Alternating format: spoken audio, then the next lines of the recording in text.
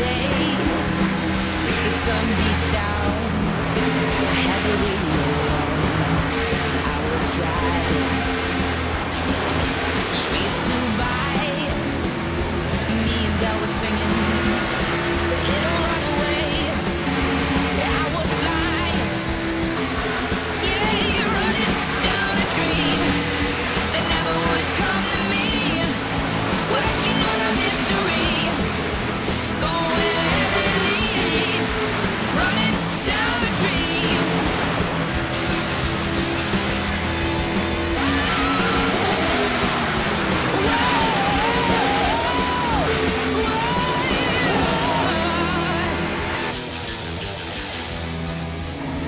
Yeah, running down a dream that never would come to me.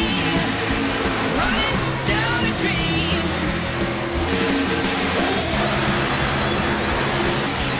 Running down a dream.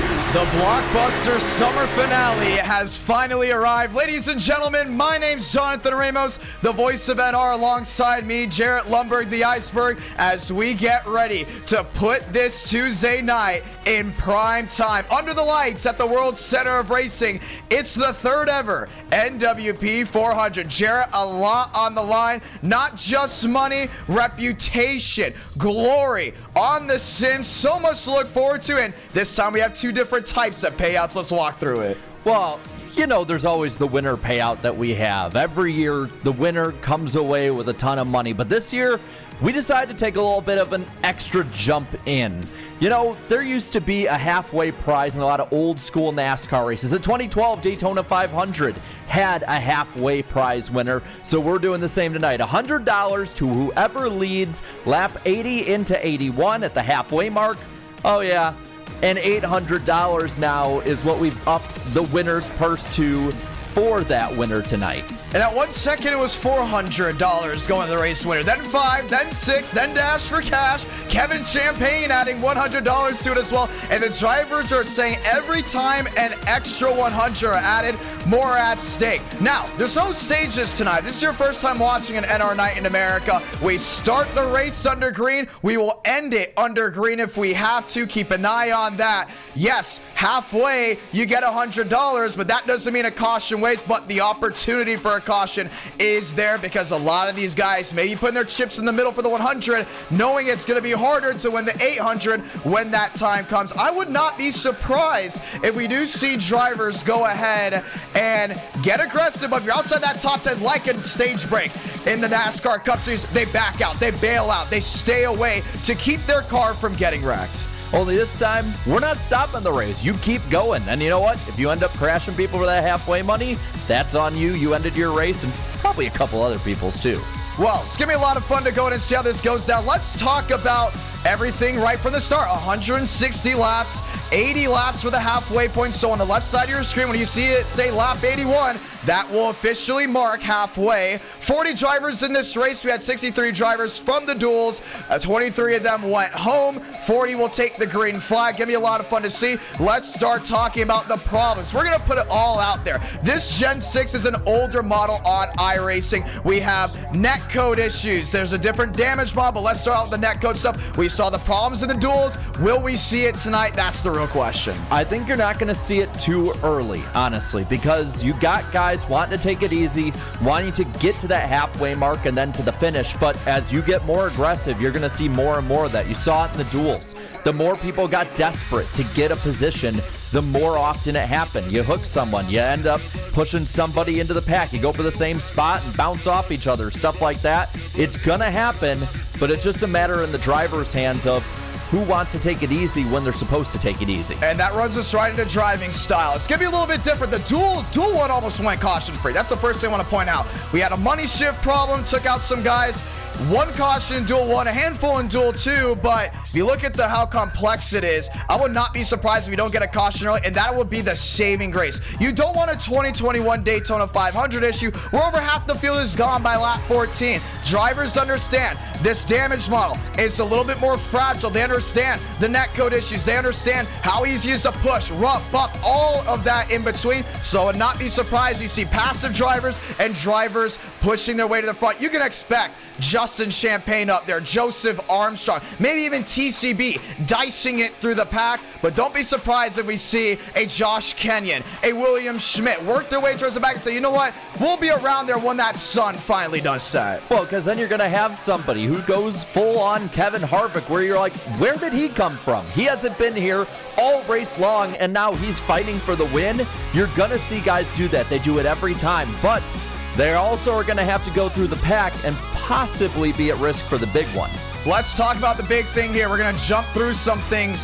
What about the Fords? The Ford camp has been on fire all speed week long. They finally won an LCQ, but they were pushing the best in the duels. They were working with the Chevys and Toyotas well. You got a couple Fords lined up. They're going to the front. Tandem drafting is back. All style of racing on super speedways from the early 2000s to now in the 2023 era.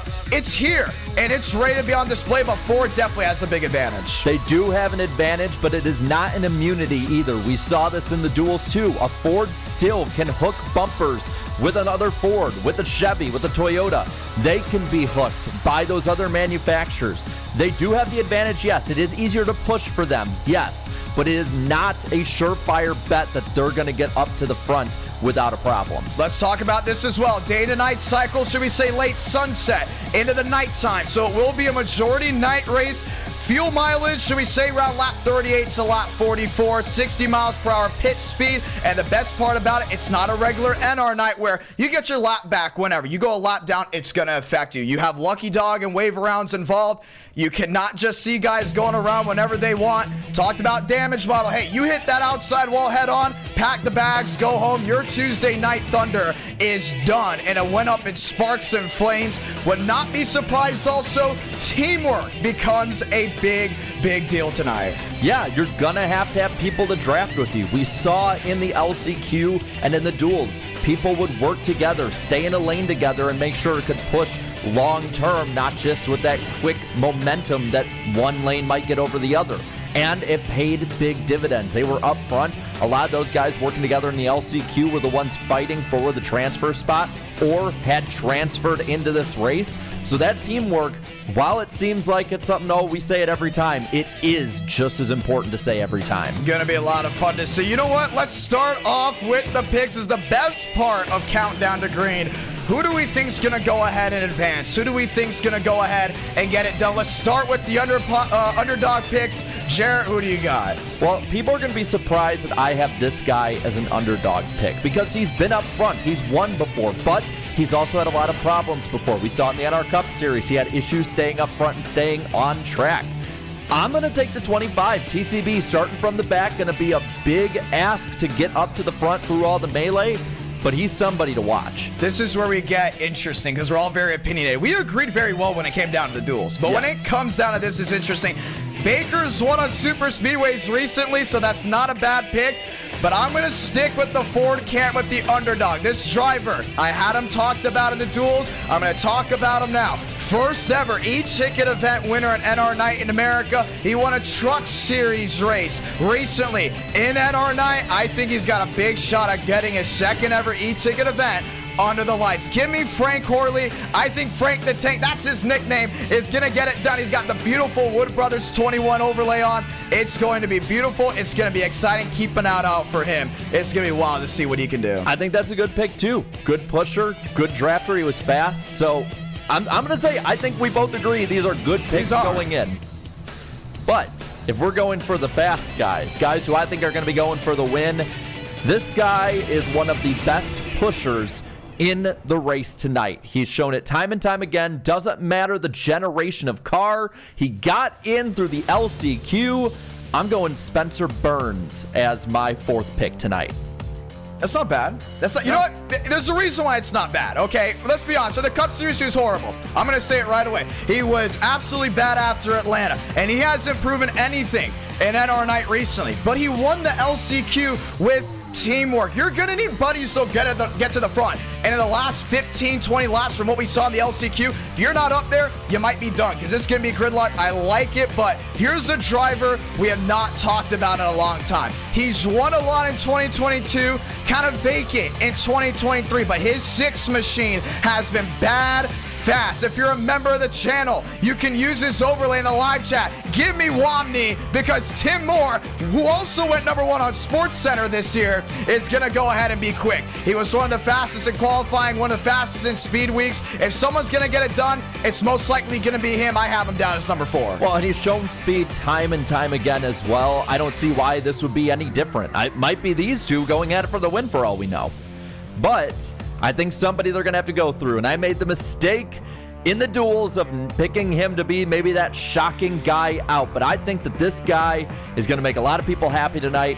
Whatever track it is, he is always competitive at, and this is no different. I'm taking Demos as a 3rd place pick tonight. I mean, I kind of like it. I mean, once again, look at him. Did you expect him really to get in through qualifying? I didn't expect him to get in through qualifying at all. I thought he was, I'm going to be honest, dead in the water. I thought he was going to be a driver that had to do it through the duels and maybe the LCQ, but he showed speed, brand new livery. It's going to be icy out there. Keep an eye out for that 9. And what a story if he could win this event in a boot. Like what, a week after he got hurt? That would be an amazing comeback. Well, it's going to be a lot of fun to see. Now, I'm not sure if the overlay is right here, but I'm going to go ahead and put it down as well. Spencer Burns. Spencer is a driver that I consider very interesting. He can be one of the best, but he can also be one of the worst drivers at the same time. There's no middle ground for that 06. He surprised me in the LCQ. He surprised me in speed weeks. He's been cocky, confident, drivers meaning very, very confident as well. I think he's got a big shot at getting it done tonight. That's the big thing you got to keep an eye out for. That 06 is going to get it done at least sometime. Well, I mean, I agree. He's going to be pretty fast tonight, but somebody else who's going to be really fast has proven he can be fast at Daytona. He has won before. He has won earlier this year. He may just sweep the Daytona races this year, the big races. It's insane to say, but Andrew Cootie might sweep the races at Daytona this season. And he's been talking about it too. He won the 500 back in February. It was the talk of the town, but then all of a sudden Andrew Cootie wins a dirt race in NR9. When has Andrew Cootie been good on dirt? Answer, never. All of a sudden, a couple weeks ago, he gets hot again. He wins at Watkins Glen. When has Andrew Cootie been good at Watkins Glen? Go back to Daytona. When did Andrew Cootie go ahead and have the best odds of winning that race? He's a driver you can never sleep on. I love it, but he's just not in my pick. That's the only thing. I think there's too many good guys here tonight to go ahead and get it done. This is where it comes into Mikey G, the silver bullet, I think is going to go top of the board. Mikey's got it done. He's won the 2005 500 just almost 2 years ago, should we say, a year and a half, and counting. He's always been up front. When it comes down to Gen 6, one of the best super speedway racers, I want to point this out. You'll never see him up front in NR9 at an intermediate, a short track, or road course. I'll call him out at it. But the second we go super speedway racing, hey, he's going to get it done. The South Carolina native has got a big shot at getting a second e-ticket win. He does. Like you said, former e-ticket winner at Daytona, no less. But I think that there's one guy who has to be the favorite tonight. This guy led the most laps in our Daytona 500 this February. He has been super confident about how good he can be. He's been fast all of speed weeks. Joseph Armstrong is winning this race tonight. I can't go against it because I told everyone he was going to be fast in the duels. He was. And you just saw in the background there, photo finish at the line to win Duel 2, timed it perfectly on Kevin Champagne. Joe has never won an e-ticket event. If he's going to get it done, it's going to be tonight. I asked him, I said, Joe, are you ready? You know what he said? Why are you asking stupid questions? That's a good answer, should I say. But here's the deal. You look at the stats, and you look at drivers that get it done. I believe this driver generates his own luck. They consider him one of the luckiest drivers in NR9 in America. He's driving that number 4, and will also be another Ford. Realize also all the drivers that are picked so far are Fords. James Thurston, mark my words, is winning the NWP 400. He's going to be in the right place at the right time. He's going to have the opportunity to. He's going to be working with guys. I think the Ford advantage is going to be big, but him and Frank have not been best friends the last couple of weeks. I worry if it comes down to those two, Frank DeAngelis and James Thurston. James Thurston's going up into the catch fence, so you got to keep an eye on that one. But listen, he's got the best odds to win. I think he goes to victory lane. That purple number 4 will go ahead and get it done. I don't know. Those Fords, they're made for pushing cars to victory lane. They're not made for winning them in this one. We just talked about it. I'm sorry. That 20 that's the car to beat tonight. Like, no one's even close. What about the podcast picks? We got 2 minutes left. Let's go ahead and see what they've went ahead and picked. That's right. Who we want to go with first? How about we go with Danny B's pick? Well, you know what? Danny B is going to be going with me, at least with one of my picks tonight. He has got Demos as well winning this race, so I think a pretty good pick. Fan favorite. Yeah, fan favorite too. As for who should we get next? How about Darian? I think Darian. Darian, you know Darian's going to go off the wall with some weird pick or some pick that you're not thinking of. But he's going with somebody he knows well, somebody he drafted with, and somebody might be a little bit angry tonight. And that Angry Birds car, Blue Jimmy, is his pick tonight. That's interesting. I think if you're a viewer coming to the first time, you're an NWP fan, you like it. If you're an NR Night fan, you're probably thinking, what is he even thinking about? Blue hasn't won anything in a long time, but then again, Daytona makes miracles. You just never know. That can change tonight. It can. And then there's Eric Estep's pick. Eric's going with somebody who's been racing in these e-ticket events for a little while. He's somebody who's pretty close to the podcast and the podcast party bus at that too. He's going Dale Tanhart winning this race, the garage guy. I'm going to be honest, I like it. Remember the garage guys 499 last year? Dale Tanhart 4 wide around the outside. He let it know he knows how to super speedway race. But it's still a long shot in my eyes. I think the vets get it done. But you know what? Not a bad pick. Because if things go wrong, he's going to go to the front. He's a long shot. But if I'm not mistaken, he finished top 5 in his duel and was racing towards the front. He did not have a single mistake. And that's what you need to do in a lot of ways to win these events. Gonna be a lot of fun. Hey, listen, we're going track side after driver intros, where you'll see all 40 drivers starting tonight. You will go ahead and see the drop of the green flag. No qualifying, ladies and gentlemen. Let's get ready to go green. The NWP 400 live on IDK.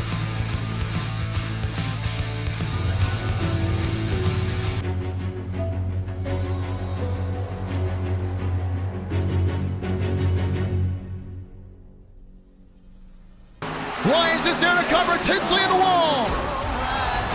Nathan Lyons is gonna win at Daytona and claim victory in Virginia. William Schmidt victorious from Richmond. It's gonna be a drag race back to the start finish line. TCB victorious from Georgia. This Burns 2 to make the move. Schmidt walking top, walking bottom, jumping around. And it's going to be Nathan Lyons in the 4th spot. He's got it. That's your final 4. Spencer Burns victorious from Daytona. It's going to be a drag race. Back to the start first. I know it's not contact. Schmidt gets turned. Zach Tondren victorious from Michigan. Are you kidding me? Mirror driving all the way back around. Jacob Wilkerson victorious from Daytona. And now Lane Sanders has been left out to dry. He's beside Frank DeAngelis, who's trying to mad dash in the front with 20 to go. Sanders in front of Balderas. That's going to be a squeeze. Here comes Matt Swearingen on the bottom. Final time down off corner exit. It's going to be a drag race. Bowtie versus Toyota. Contreras victorious from the hills of Michigan. It's Toyota, Chevrolet, Bowie to the inside, Bowie down with Real, Brandon Bowie, new race leader with 16 to go. And Champagne will now make the field, Horley Baker now out, that's Byram and Lewis now fighting for that last spot with sticks on the board. 3 wide, up turn number 4, drag race, Rita, contact, it's all over, Blue Jimmy wins it at Homestead, are you kidding me? What a finish, oh my God! Top, bottom, final gas, here they come. Michael Gregory and PBR are gonna win the first ever Talladega night race. Now he rolls into Fort Worth with the 6 shooters in hands and walks it off with the second half. Daniel Bonafuco victorious from Texas. The block, the sub, the drag race to the line. Frank Horley victorious from the World Center of Racing. Time running out, final time on turn number 4. Kevin Austin will find his 3rd career win in NR Night in America. Victorious from Daytona. Got Nick Silver trying to go and work his way forward back in 12th. Multiple machines around. as Josh Kenyon will find lightning in a bottle and win from Talladega. This is the best opportunity to work your way forward. Walker, Tinsley, Greenwood, Josh Lilly, that's really that bubble right now. Lap 14 out of 50. We're knocking laps off. This duel could be very over very quickly. Through 3 and 4 for the final time. Bolden with the run. Into the outside wall. Frank DeAngelis will play the strategy right and win it from Kansas Speedway. It's gonna be a drag race. Back to the start-finish line. They touch once. Down to the turf.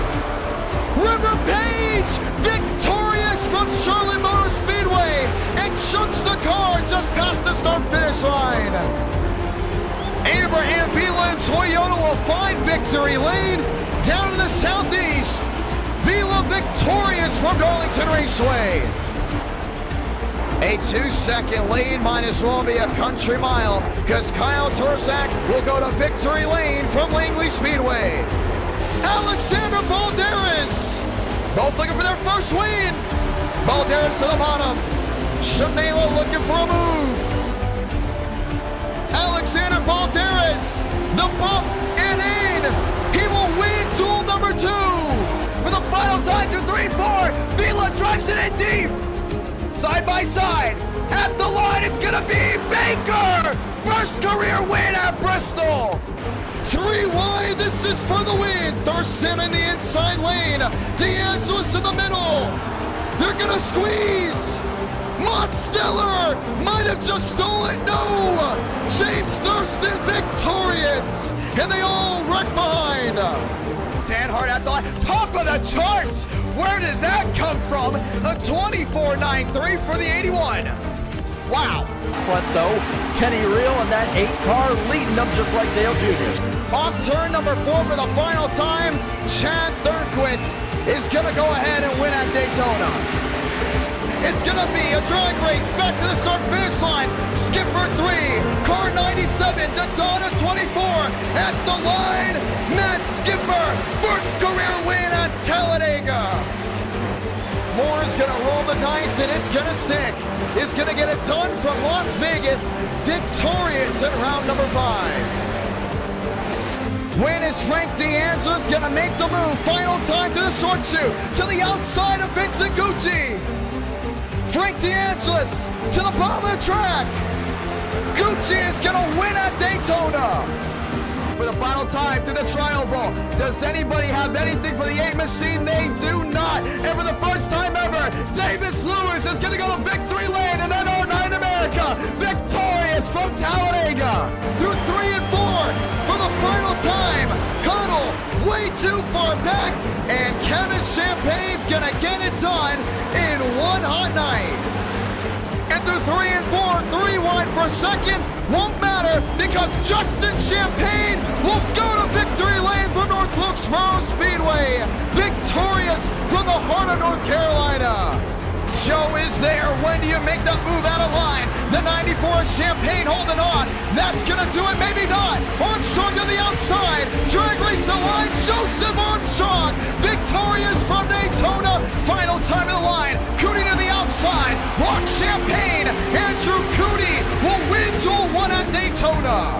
Started, so it'll be Carr, Burrows, Mosteller, and Brumnet. Those are your fast. We're already looking for Mavic 59. Bump to the back end by Demos. Push, shove, Mosteller victorious from Martinsville. It's not gonna be enough. Anthony Burrows is gonna go California dreaming. Victorious in race number 3. Car's gonna get that run off corner exit. Drag race back to the start finish line. Shamela on the bottom. Carr on the outside. Jackson Carr victorious in duel 2.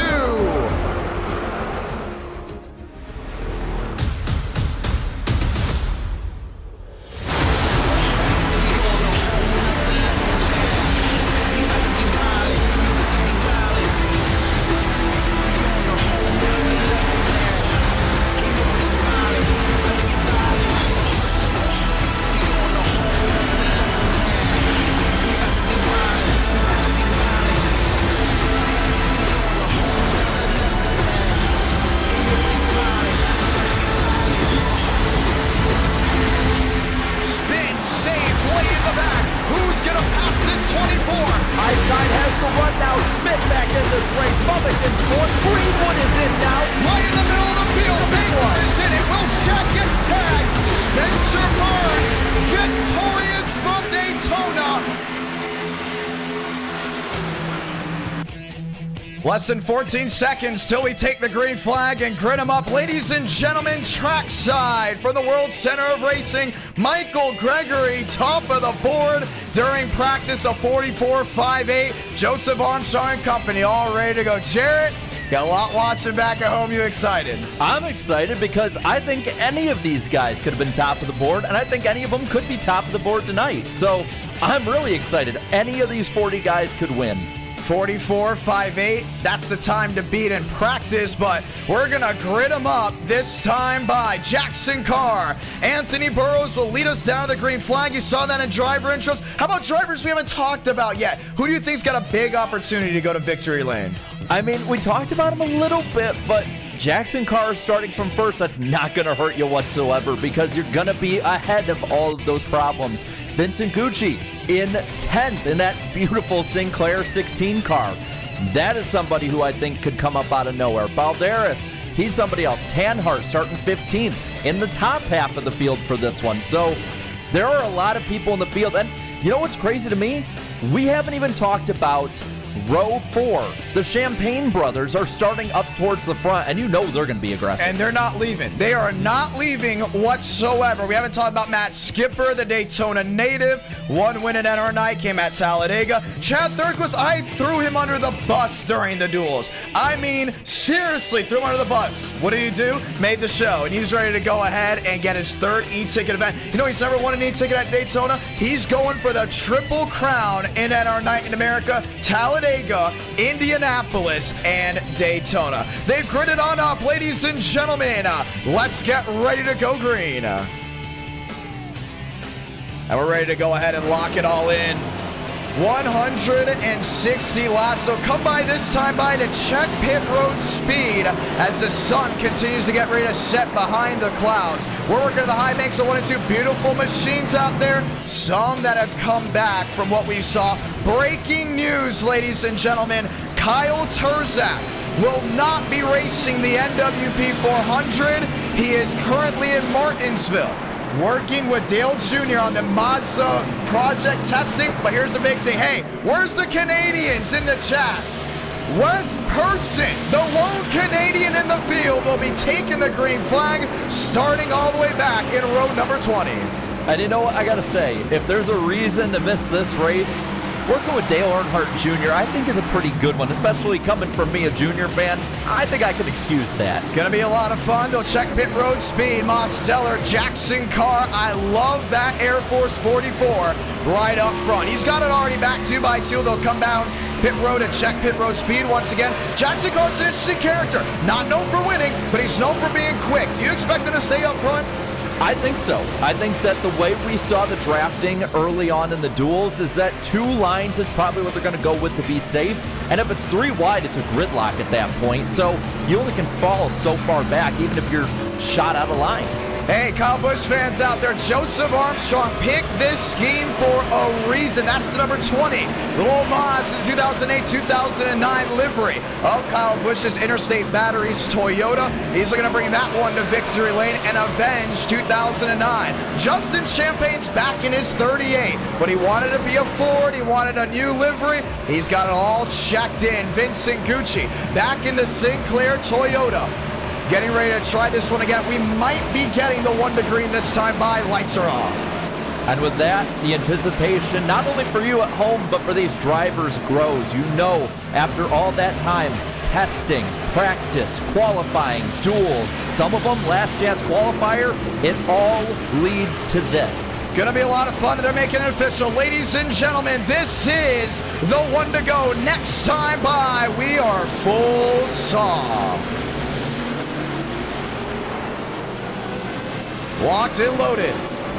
Daniel Mosteller, love that 9 machine. Vincent Gucci, the Sinclair 16, talked about him. There's James Thurston there in that beautiful 4, getting ready to go green. Well, and something that we have to realize here is that these guys, yes, they could crash them up or something, but these are amazing racers. They could go green a long way in this race. Remember, 38 to 44 laps on fuel.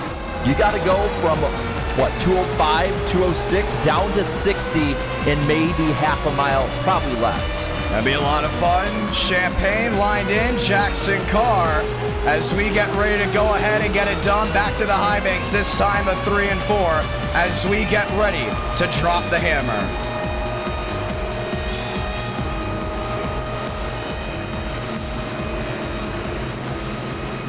It's the most anticipated event of the summer on iRacing. The third ever NWP 400 gets ready to go live, and it is ready to have the sparks fly on a Tuesday night. Ford, Chevy, Toyota storylines that will start at this race and end with the checkered flag. So much to talk about, so much to keep up with as we get ready to start it all off. A sold-out virtual crowd brings 40 of NR's best lined up 2 by 2. So without further ado, let's light the fuse in the NWP 400. Carr nose out in front, he's heading down to turn number 1. And with him is Mosteller, the 2 in front, now away from the field.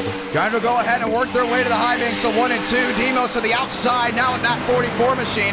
Has it locked in, that's daylight for Cootie downstairs. No surprise, Justin Champagne just laying on that rear end as they work their way down the back. And into the pack now, Joseph Armstrong already taking them 3 wide through the middle as Cootie goes to the lead. Timothy J. Moore up inside the Elite 8. He's back there in that 8th, now looking 9th position. Anthony Burrows back in 6th. He's back 2 by 2. Davis Lewis in the Hawaiian 1 has it rocketed up inside the top 6. The question is, who will lead this first lap? Carr outside, lined up with most.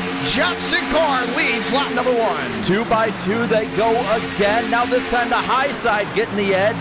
Demos now clear of Cootie as they enter 1. Justin Champagne is now swapped lanes. He was at the top, now back to the bottom. He's going in and out, trying to figure something out. No 3 wide early on, just like we saw in the duels. Sun already setting with the lights coming on. Andrew Cootie, a shot in the rear. Nearly lost that rear end already. And all during this, Carr is leading them on the high side. Justin a little loose, stays behind Cootie. Right on the rear end, Anthony Burrows has the 20 of Joe, peeking to the inside. We've talked about these drivers staying 2 by 2 and giving each other room. That's the big talking point. Not letting anyone get too close because of the netcode issues. Here comes Most, top of the board to lead lap number 2. Fan favorite out front in that inverted coat car. Now he has Cootie behind him. Burrows pushing on Carr. Vincent Gucci to 9. Kevin Champagne back to 7. Jackson Carr under fire. Has the aggression from behind and underneath them as Chevrolet leads early on. Where's the Fords? Looking back there in second. Whoa, 1 machine to the inside. That's Devins Baker. He's bailing out of the pack now. Doesn't like what he sees. Gonna just protect his position back there. That's smart. You expect more guys to do that. Josh Kenyon, Powerade Chevrolet lined up 2 by 2. Abraham Vila back to 14th. That beautiful Valvoline 5 has it locked on the outside lane. No surprise here. Joseph Armstrong wants to lead. He's gonna get it. He leads lap number 3. He led the most laps in February, starting on that tally now. Demos goes to the top of head of Carr. He's going for the lead. He's got it lined up. Back 2 by 2. Toyota on the bottom. Chevrolet on that outside lane. Andrew Cootie has not left, should we say, this fast 4. Gotta get that nose clean because we've seen it before. Engines can pop at any point, even with the sun setting, this track cooling off. But still, for the first time tonight down the super stretch, it's the bottom line getting the edge. Now Cootie's going to clear Mosteller. They're backing up on top. Lap 4 out of 160. If you're just joining in, we say welcome. It's rush hour from the World Center of Racing. This is the 2023 NWP 400. Cootie gets the bow swiped by the Toyota. Joe will hold on lap 5 of 160. Justin peeking in third, not making a move yet. He's got Lewis right behind him. Front four clear of the pack. Davis Lewis on the outside, and they're already starting to train up. Justin almost lost that rear end right in front of that one machine. Most drops back the 7th, and they're all able to lock back in with still the 2x2, the long stretch down the back to go. Justin now making the move. He's going to try and pick up that bottom line. 2 Fords now hooked up through 3 and 4. Just swipe Womney. That's Timothy J. Moore on the inside lane. Ford on 4. We've been wondering when the tandem drafting will start, and I think they want to go ahead and get that second stage rocket rolling. They disconnect. They can't go anywhere. Joseph Armstrong with another one, lap 6. The train on top has more cars, and it's showing top 5, now 6. Clear of the pack. Mouse back there in 4th. Jackson Carr back in 5th. Burrows starting to get a little shuffle out there on that outside lane. You see the ones that are being aggressive. You see the ones that are being nervous. They don't want to be up there seeing that over-aggressive blocking. Champagne really got lucky there with that 6 machine a lap ago. But look at the bottom here. 3 Fords now hooked up, flying up towards the front to battle again. Anthony Burrows won the most races in the NR Cup Series. He didn't win one at Daytona, but has the super speedway strength to find top of the board. Joseph Armstrong led the most laps back in February. Instead of a 500-lap race, he got 600. Already back under aggression on the inside lane. And almost completely even now. Cootie gives the push to Armstrong, getting them both ahead in that tandem. Locked in tandem drafting. We talked about it. It's going to be a lot of fun to see what they can do. Davis Lewis a peek to the inside.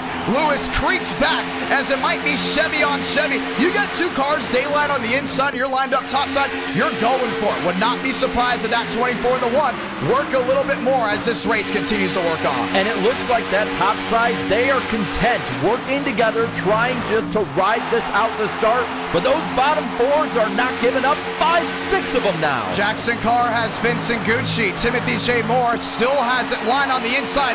4, 5, 6 rows just low lined in on Fords downstairs.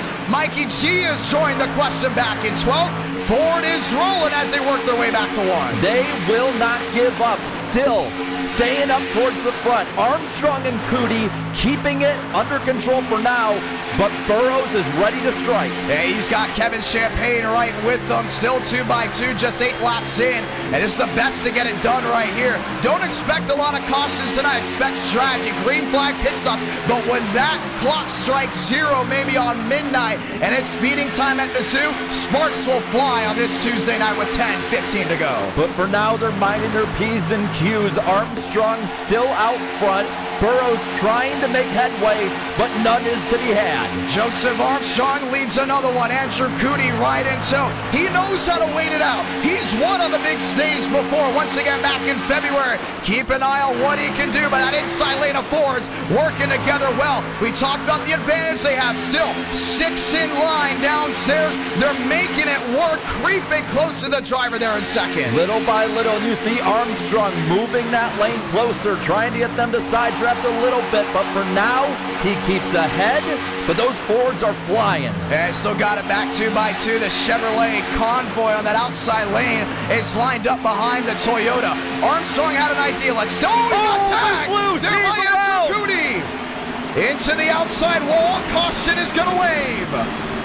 Nick Silver involved. Joseph Armstrong around. That's TCB getting involved in it. Kenny Reel is tagged. Junked. More machines collaborating late.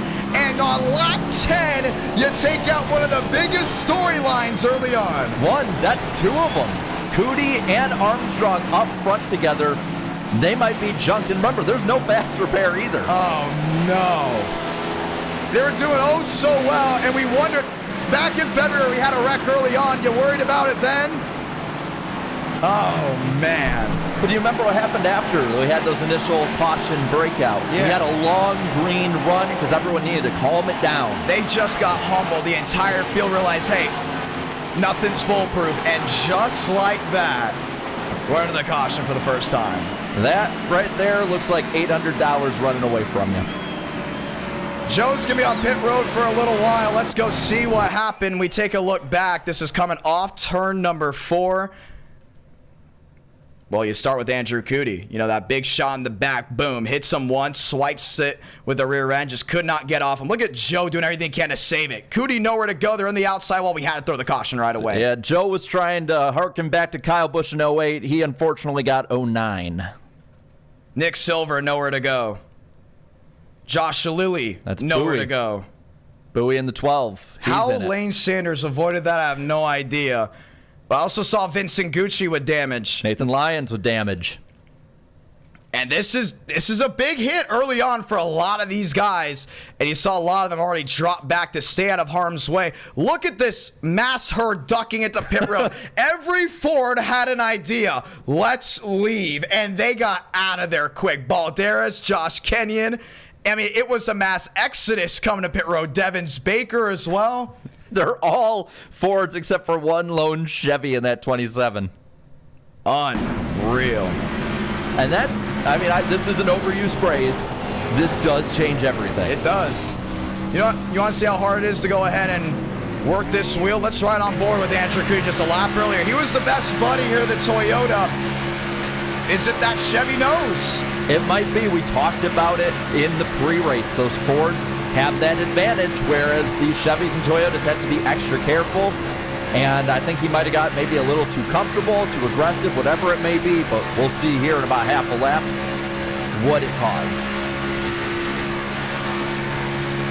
Well, if you want to go ahead and tweet out to us of the race, use the hashtag NWP400. We're trying to get this thing trending here tonight. You can see Joe struggling to hold that line just a little bit. Cootie tagged him once. Absolutely nowhere to go. No, and you got to just hit the brakes once they're hooked together like they were. But might be a racing deal, but that racing deal might have just ended their nights, or at least their competitive ones. Lap 11 out of 160. If I'm not mistaken, last year's NWP 400 had an issue early. So did the year before, lap 17.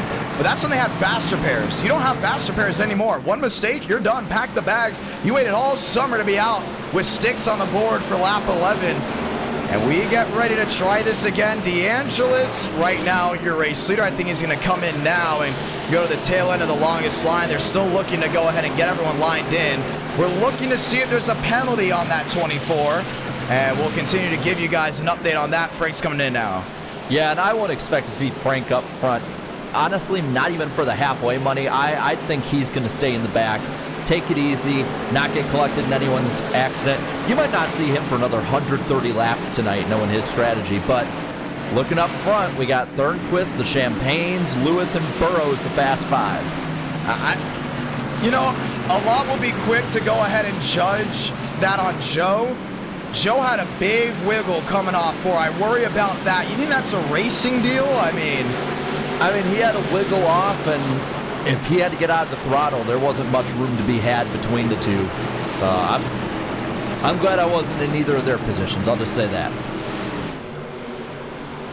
well, we get ready to go ahead and see how this one works back out. 2x2. You have Chad Thornquist, now your race leader. Justin Champagne on the outside. Kevin Champagne back in third. Davis Lewis back in fourth. And I think they're going to give Cootie an L2, a drive-through penalty. Remember, he will have to hold on to that lead lap. That's the big thing. Yeah, and you can still stay in this race. It's a long way to go. We could have a giant wreck that could take out a lot of people or damage them. So you can't give up just yet, especially since his car looked like it could continue, but that is a dagger earned. There's no guarantee who's in or out. We're still getting word all the drivers are still racing. They're not done just yet.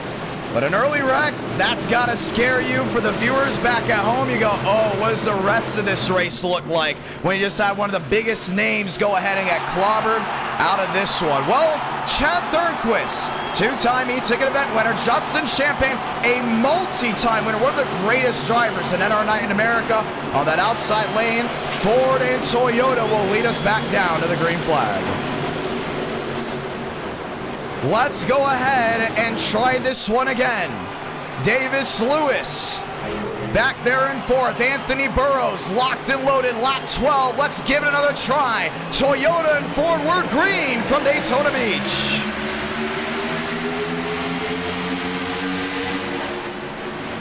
Heading down to turn one, Thornquist downstairs with Champagne. They rock it out in front, single file on the outside. The Champagne brothers are back together now, second and third on the high side, looking for more, going for the lead. Chad Thornquist left out to dry, and the brothers have connected. It's the bond that will get them back to the lead. Ford goes to the outside. Lewis stuck downstairs. Lights are on as they work their way to three. Towards the back, Mosteller dropping out of this pack, doesn't like what he sees, and Thornquist gets loose at the same time. Trying to get it done. Mikey G up the seventh. Their full saw back once again. Thornquist, Lewis, talk of the town. Womney and Moore back there in six, trying to go ahead and get that drive off corner exit. Lined in with the silver bullet. Lap 13, now 14 out of 160. Beer battle between the two of them, but up front it's the McDonald's tonight Ford with his brother Lewis trying to get him on the bottom. Chad Thornquist back in Ford, trying to line it up. You got Thurston back there in eighth, still lined it. How about the lone Canadian? He finished fifth in the LCQ. He's up to 13th. What a sight it would be if a driver from the north gets it done in Daytona. It's hard to miss him in that bright yellow car following the Chainsaw Man car, but he is making his way towards the front, started from the rear all the way up to 13th. Thornquist trying to find somewhere to go, just not happening. I don't like that side draft. I don't like even getting down close to the driver near you this early on. Be everyone's best friend. It's lap 15. Don't be anyone's best friend when it gets down to 10-5 to go. Then maybe you could have a shot. I would still say actually be friends with people. One to go, it's every man for himself. Well, right now we see those two brothers still leading the pack. They have not gotten away from each other.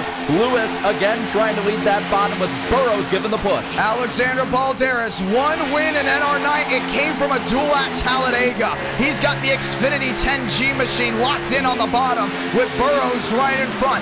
Big names have won eTicket events before. Wyatt Tinsley, a Coke driver. Do you expect Burrows to be smart, strong early on? Yes, that's why he's up inside the Fast Four. And while that's going, Lewis is going for the lead, down low, trying to make the move at the line, gonna get edged out by Kevin. In the Donnie Allison 1, homage to 1979, he's got the Ford just slamming that back end back to 1 and 2. Kevin Champagne downstairs, one back on the racetrack. That's the 12 machine that looks to be Bowie, if I'm not mistaken. Ford, Chevy, Ford on Ford, back to road number 2, still full saw, working over 200 miles per hour. Takes a few laps to wind it up, but that bottom is going, and they got a Ford pushing that front car. Two Fords in row 2. You saw 200, that's from the driver Justin second. They get down to about 196 in the middle of this herd. What about a driver on that outside lane? 191, but watch it just creep up on the right side of your screen. Timothy J. Moore right out in front of that 40 machine. More machines still locked in 2x2, working lap 17. And entering 1, it's looking like Lewis again trying to put the fight on with Kevin Champagne. About even through 1 and 2, but the push goes to the bottom. Burrows on the bottom. They're getting squeezed by the brothers on the outside. Oh, Lewis got sideways. What a shame. We've seen it go ahead and overcorrect before. And he also got hit in the back end by that 62. Everyone's a little on edge right now, but the brothers are not. They're pushing, they're shoving.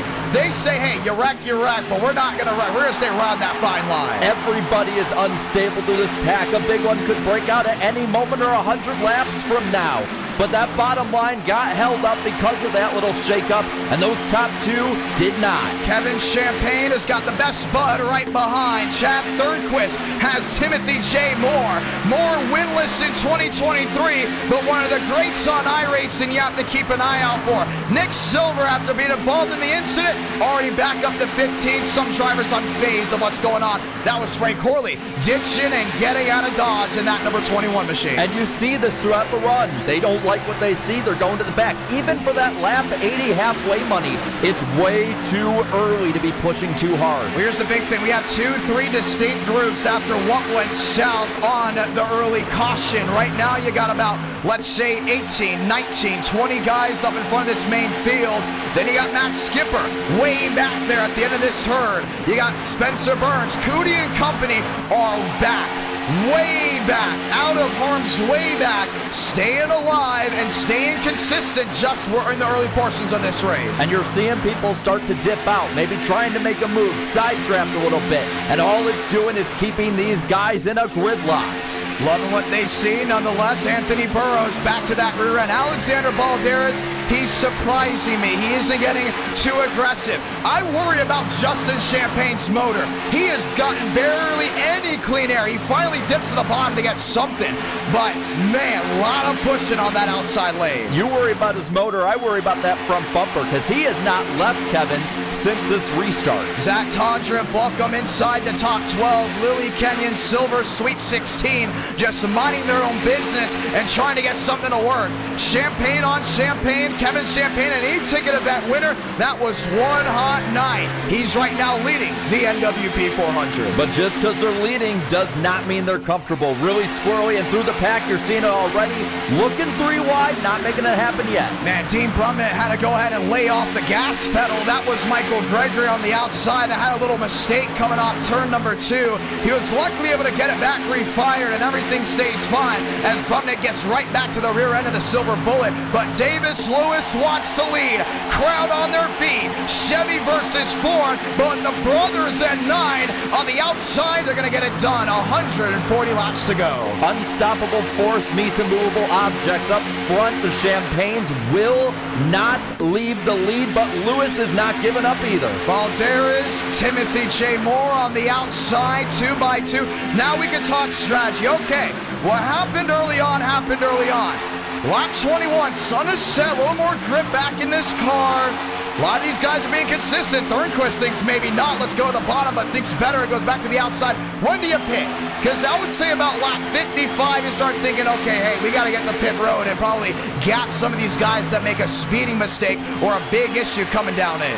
I think that would be a good shot just because at that point, you know you can make it a good deal past halfway. Remember, there is money on the line at halfway, and you don't want to run out of fuel going for the lead and completely screw your race because you didn't have the right strategy. And we've seen drivers make these mistakes. They would be up front leading, they got it made, they go just 1 mile per hour over the actual legal limit on iRacing. Next thing you know, they're out of the race. They're a couple laps down, big stack up on the bottom. Some of these Fords are having a struggle of staying together. There's 3 downstairs. That's Burrows, that's Balderas, that's Thurston up inside the top 10. Well, I think through the pack, I saw Kenyon now towards around 14, 15, taking it 3 wide up the middle. They're racing 3 wide in there too. And on top of that, Justin is really putting Kevin sideways at different times. Now look back a year ago, early on to the 2022 NWP 400. What happened? You had 2-3 guys gridlock that outside lane, and no one could push downstairs. Lewis and Burrows doing a great job compared to what happened last year. That was the Middleton line. But guess what? It's going to be very hard to break up 2-3 guys on that outside lane that have it all lined in wide. That run-off corner exit is so powerful. Keep that in mind. Yes, it's just lap 23. But what happens when the race comes down to 2-3 guys in formation on the outside, gridlocking the bottom? Well, I don't know about that, but I know I saw somebody enter the top 20 or around it that we haven't seen or talked about too much yet tonight. Spencer Burns up the middle underneath Lilly in the 15, that 06 car. He's 18th and charging up towards the front. Brand new sponsor for him. Got it after the duels. I guess they liked him running up front and getting it done. He's now charged on that outside lane. How about Abraham Vila? Big talk. We're the first drivers to get their schemes for this event. Beautiful ice white Valvoline Chevrolet. And he's got damage on that nose. They're not waiting, Jaret. They're going 3 wide. He might have damage, but he's got a friend in Burns. Burns has been about the best pushing car all week. Oh, 4 wide. That's with Brumman in the middle. And they made it work. They made it work. Still green, and they all made it through. Everyone's still running now as aggressive as they did around lap 9, lap 10. Oh, that's Joseph Armstrong on the outside lane. That's going to break up this entire herd. Balderas to the bottom. Baker to the bottom. 3 wide back across the stripe. And I should explain, there's no yellow line rule in this race. You can go down there, but no one has to let you up. So those guys passing, that's legal. But at the same time, you cause a crash, your race is done. Internet issues from the 20. He's on that outside lane and now fading. Here's a tandem drop. This is Burns and Baker. They worked well in the LCQ to just make this race. They're now sitting 10th and 11th. One idea, let's go forward and let's stay up there. Lap 25 to 3 and 4. Well, and they are coming with the head of steam. That high side is looking like it's stopped. Now Moore goes down to try and pick him up. Bromnet, Skipper, Sweet 16, James Thurston, Zach Todriff, the Champagne Bros have sat 1-2. You got a Toyota. You got a Ford back there in 3rd and 4th. Timothy J. Moore up to 3rd. When was one of those Fords downstairs going to take the lead? He's going to get it now down to 1 and 2. He's got a Chevy pushing him. It doesn't matter. He's got the lead. He's got the edge on the field. He is clear. He has it. Timothy J. Moore, Romney, top of the board from Daytona. The Champagne brothers not able to hold on. Abraham Vila's in tow. Abraham Vila may want the lead here late. Spencer Burns, man, that's a tough line downstairs. We found out what could beat the high side. A lot of good cars working together with a huge run of steam, and they are going way up front now. It looks like 2 of them might be clear. Did you see what Champagne just did there, Kevin Champagne? He went down, he side-drafted Vila and just brought him back. Now, side-drafting doesn't make you faster. It slows the driver next to you down. Mubik missed the show because Nathan Lyons got side-drafted. He went up to block Greenwood, and that was it. End of his night, done for the rest of the year. Got to keep an eye on this. That outside lane continues to side draft, guys. It's going to hold guys back. It's going to make a lot of these guys mad. Champagne downstairs. He's moving and his brother's moving with them. They're tandeming down to the bottom. They're getting the run underneath Moore. They're going to the lead again. Locked in, nose to tail, and Justin's going to start the tandeming once more. He's just locked to the back end of that machine up in front. 2 by 2 back to the line. Timothy J. Moore on the outside.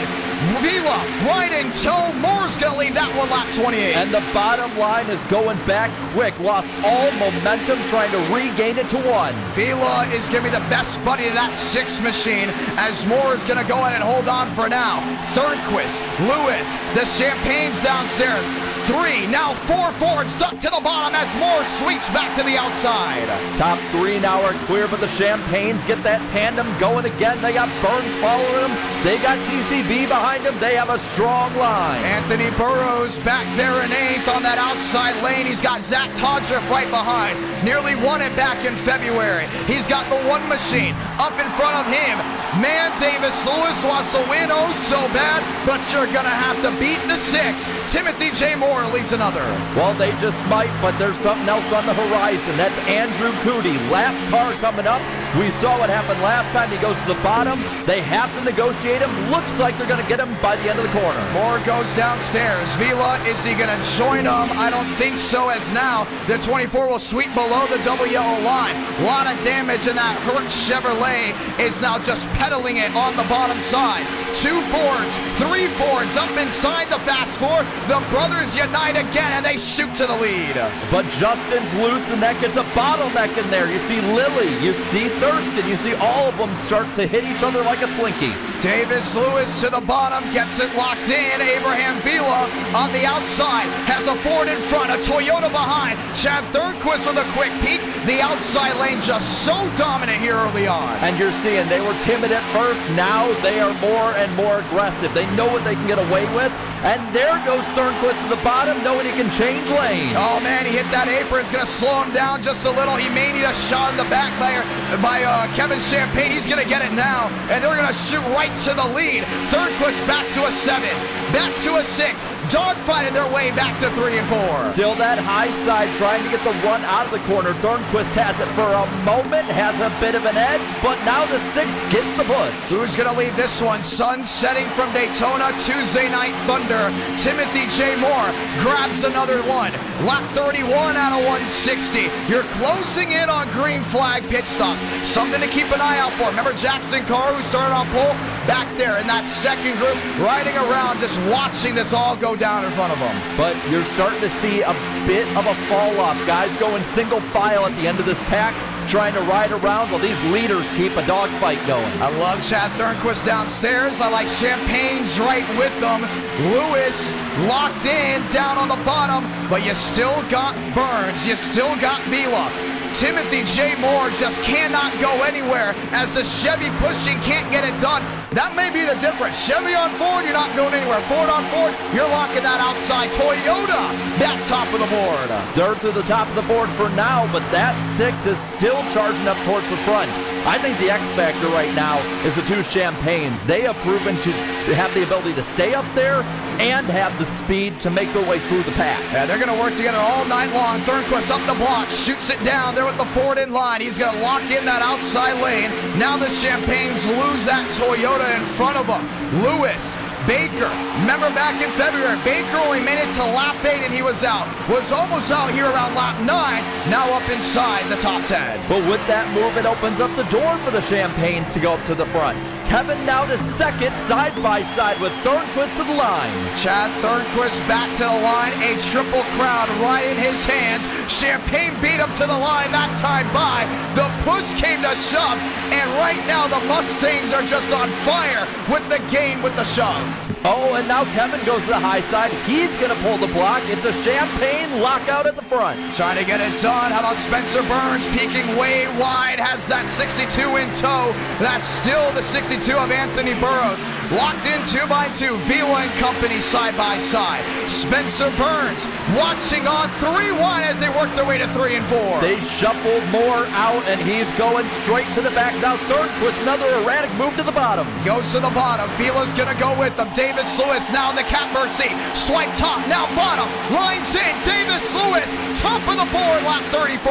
And what they've done, they have split the Champagne brothers up, and you see this field going 3 and 4 wide throughout. That's Abraham Vila on the outside lane, and Justin Champagne gets the boat out of paradise, but will find a way to lock in downstairs. 2x2, they work once again. Lewis to the bottom, Lewis to the top. Lewis locks in the lead in the one machine. But not for long. Vila dives low into the corner trying to pick up Thornquist, while Kevin Champagne pushes Lewis. Man, they're racing like it's the last lap, but that's what you want to see here on iRacing. Champagne had a big struggle getting in line back there in 12th. Balderas finally gave him an edge. Here comes Burns to the middle, looking for an opportunity, thought better of it, and Davis Lewis will lead this one lap 35. You're seeing more jostling, though, through the pack. A lot of squirrely cars, a lot of people on the edge of control, but through it all, Lewis leads. Got that outside lined in. Zach Todriff in tow. You still got Chad Thornquist trying to go ahead and get it done on the bottom, but that outside lane, and that's where it's all made right now. The Silver Bullet trying to get it done. Justin Champagne down on the apron, and right now he looks to get out of Dodge. Throws in the towel for now because there's still a lot of racing left to go. And there's still pit stops to come too. There is plenty of racing to go to get back up towards the front, and you're starting to see that top line prevail. You start worrying when you see 3 wide. No matter how good you are, how aggressive you are, and how confident, you're going to watch and say, oh, I don't like this. How are the drivers that just barely made it into this show? Well, Baker's in 10th. Lyons is now worked up inside the Sweet 16, back in that 15th position. And Spencer Burns locks there in 3rd. We haven't seen William Schmidt at all. He's buying his time there in that 3rd group. Well, and how about Todriff up there? He's up in that 54 to 7th position and has really just been moving forward the whole race. An absolutely fantastic race to start. Lap 36. These drivers have put on a show worth watching every single second. Spencer Burns wants the bottom. He's peaked once, twice, but why do you need to go to the bottom when you got a Ford behind and a Ford in front? He would like to lead and get some screen time with everyone watching about. Davis Lewis loves what he sees. No one in front and just 39 others behind him. But the problem is that Vila, he's falling back a bit now, but they are making a little more headway now towards the front. They got 3 cars locked all in together, and they're trying to make that run. Zach Todriff back in 5th. He has now worked his way forward. His best buddy right behind him, Mikey G, representing South Carolina, has that Coors Light 40 locked and loaded. Spencer Burns, no change, as the outside lane has just worked together well. Moore, Baker, Silver, Nick Silver. I thought he was out of this race with that incident. Guess what? Bear bonded all up. You got a brand new race car working back there in 13. And the top 19 or 20 all within a second of each other. Nobody wants to leave this front pack. They might go to the back of it, but nobody wants to lose touch. Kevin Champagne sits catbird. He's lost his brother as they drop to the back end. I like Tanhart here up in 15th. What a drive as the Dale Center and the Garage Guys Chevrolet has now locked locked on in. He's got Lyons behind. Don't expect the push. How about Matt Skipper? How about Nathan Lyons as well once again? Justin Champagne's trying to energize a move back to the outside. Well, he's making his way back up. He was around 25th maybe 3 laps ago. Now back in the top 15, 3 wide with Dale, who's in the wall. And now he's up in 14th. Scrape the right side, just a kiss, gets it back rolling. We haven't talked about Buttafuoco at all. He went from winning 2 e-ticket events last year to then missing this show off of speed. That's a big, big wake-up call of how many great drivers and well-known drivers just continue to go and have struggles with this event. Well, guess what? He wants to make up for it. How? Winning this race. Lap 39, Dan may be the man as they work their way to 1 and 2. Well, and you're seeing now, too, these guys are cutthroat. They do not care who you are. They're going to leave you out to dry. And you're seeing those top guys up front. Burns going out a little bit, maybe get some air in the grill. Yeah, he kept peeking underneath, was not able to get a run. I think he knows he can work with Burns and go ahead and just collapse the top 2. We've seen it before. We can see it again. Here comes Vila on the bottom. He'll have Chad Thornquist in tow. Justin Champagne is now back. He just will not go away from this front group. He goes to the back, gets it refired again, and shoots his way back forward. These Champagne guys, they're making bold moves. And they remind me of some of the most dominant NASCARs who are loose, too. They remind me of the DEI guys, the Roush guys, the Hendrick guys. They will not go away. He put it in the middle. He's put on the bottom, but look at the driver that went with him. That's Timothy J. Moore. He will remember that later in this race. Baker's going to pick him up, but you still got another one 3 wide. Tanhart will not give it up back there in 17. Well, and up front, the leaders went top to bottom, changed lines, now picked him up, and Justin is up to 4th. Almost reunited with his brother. He's trying to get it done. You know they can try to find a way to sneak back together. Another Ford underneath. Watch that Ford on 4. It may be a Ford fast 4. Oh, is that Lyons. Nathan Lyons coming to pit road? Yeah, looks like he went down to the pits, so they're going to keep going without him. He's in his stall. He may have overshot his stall. No, he's good. He's going to go ahead and come in this early, lap 41. I mean, you can make it 44, so you can make it the halfway from here, but it is pushing it depending on your fuel mileage. Up front, though, Champagne and Burns lead. 2 Fords now out front. Well, green flag pit stops are coming, and they'll be coming here pretty quickly. Here's the pit road. You'll see it on the bottom when guys come on in. Silver up to 6. Baker out of the gun. Jumps to the bottom, and Justin's going to be right in tow with him. They keep making these dive bomb moves, and it gets more and more exciting and terrifying all at once. All lines in 2 by 2 from the back end. Champagne still downstairs. James Thurston wants to join as well. A lot of shuffling of the deck up inside this top 20. Now Timothy J. Moore to the bottom. He's got Tanhart with the shot back to the rear. And that's going to propel him forward even more. Now Gregory goes down to pick up this lane. He's got it all lined in. Mikey G wants to get it done. The South Carolina driver has 4 behind. Chevy, another 4. Nathan Lyons, was that the right move? He's a lap down. He's a lap down and alone at that, but he's in the middle of this snarling pack. He's back up to speed. Up front, though, still Champagne, but now Todrick leads that bottom line. The Zach attack to the bottom. Toyota trying to get it done. Todrick there with Gregory. Now going to try to work their way back top of the board, but it's Burns and Champagne leading the way, lap 43. And they're going 3 wide in the pack, but not for long. They're keeping it 2 by 2. Oh, there's contact. Justin around. Gregory down to the bottom. And more getting involved. That's Tanhart. That's Thornquist. That's Justin Champagne with even more damage. Now Josh Lilly, Andrew Cootie, and the caution will wave for the second time. And just like that, River Page is involved. There goes Armstrong. Nathan Lyons probably getting the lucky dog here. They're getting ready for green flag stops. That's the heartbreaker right there. Chad Thornquist trying to get it back. Refired Timothy J. Moore. A lot of damage as well on that right side. What went wrong? I just saw one car get sideways. I saw Justin kind of moving around in the middle as he'd been for a lot of the night. And then I think it was Michael Gregory got pushed down with another car. That might have saved him because it doesn't look like he has too awful much damage. No, I don't think so. We've seen guys already get beaten up a little bit and still run up front. So we say it's harder to run with this damage model, but I'm not calling anyone going for broke just yet. I think Joe needed this caution as well. He's going to come back in and get some more repairs on that nose. There is a lot of damage on the front of Dale Tanhart's 81 car. Looked like the front got all crunched in. You see it there. That is going to be rough to recover from. Well, we'll watch back on the replay in a moment, and they will go around one more time. Let's go see what happened 3 wide. You saw it coming back around. I think Champagne went to the bottom and Netco tagged the 40. That might have saved the 40 and the 6, though, because they don't have too much damage, and they avoided all of this. Josh Lilly and Andrew Cootie. I don't think he's defending Daytona. I think his race is done. Yeah, I saw him start to try and make his way back up, but yeah, it's over for Cootie. Let's watch back again. Let's see if we can get a better view. Let's go from all the way to the top to see what happened. Look at Champagne again. Comes down. He didn't make contact at all with Mikey G. And we worried about this. The net code, the drivers already knew about it. Greg comes up. Champagne comes down. When you see that rear end bobble like that, it's an indicator hit. Frank Horley even got tagged, but Champagne's been very aggressive. He knows about the netcode situation. They had it saved. Watch Tanhart right here. If Tanhart, I think, keeps it straight, he runs in the back end of the 30. I think he got hit. Oh, yeah. He got hit. He did. Watch the back end buckle up. Boom, Baker. And that just collects more. Sparks flying on the outside. You got 2 machines right around, and there's just really nowhere to go as the caution waves for the second time. Schmidt might have got away with not too much damage in that one. Jacob Wilkerson, a late hit. He wasn't even on the brakes.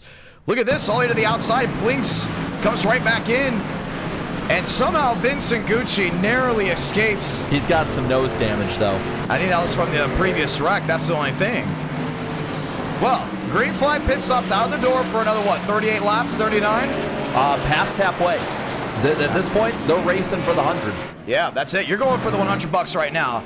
Frank DeAngelis playing the idea. Ride in the back, stay in the back, make it work. I think when this thing cycles out, Kevin Champagne will be your race leader. Abraham Vila will be second. We've had an amazing race so far. Yeah, I mean, the aggression level so early surprises me, even compared to what we saw in the duels. In the duels, we saw that aggression kind of ratchet up towards the end, but at the start, for the most part, they were pretty even keel. In this one, they all want to be leading this race from lap 1. Wow.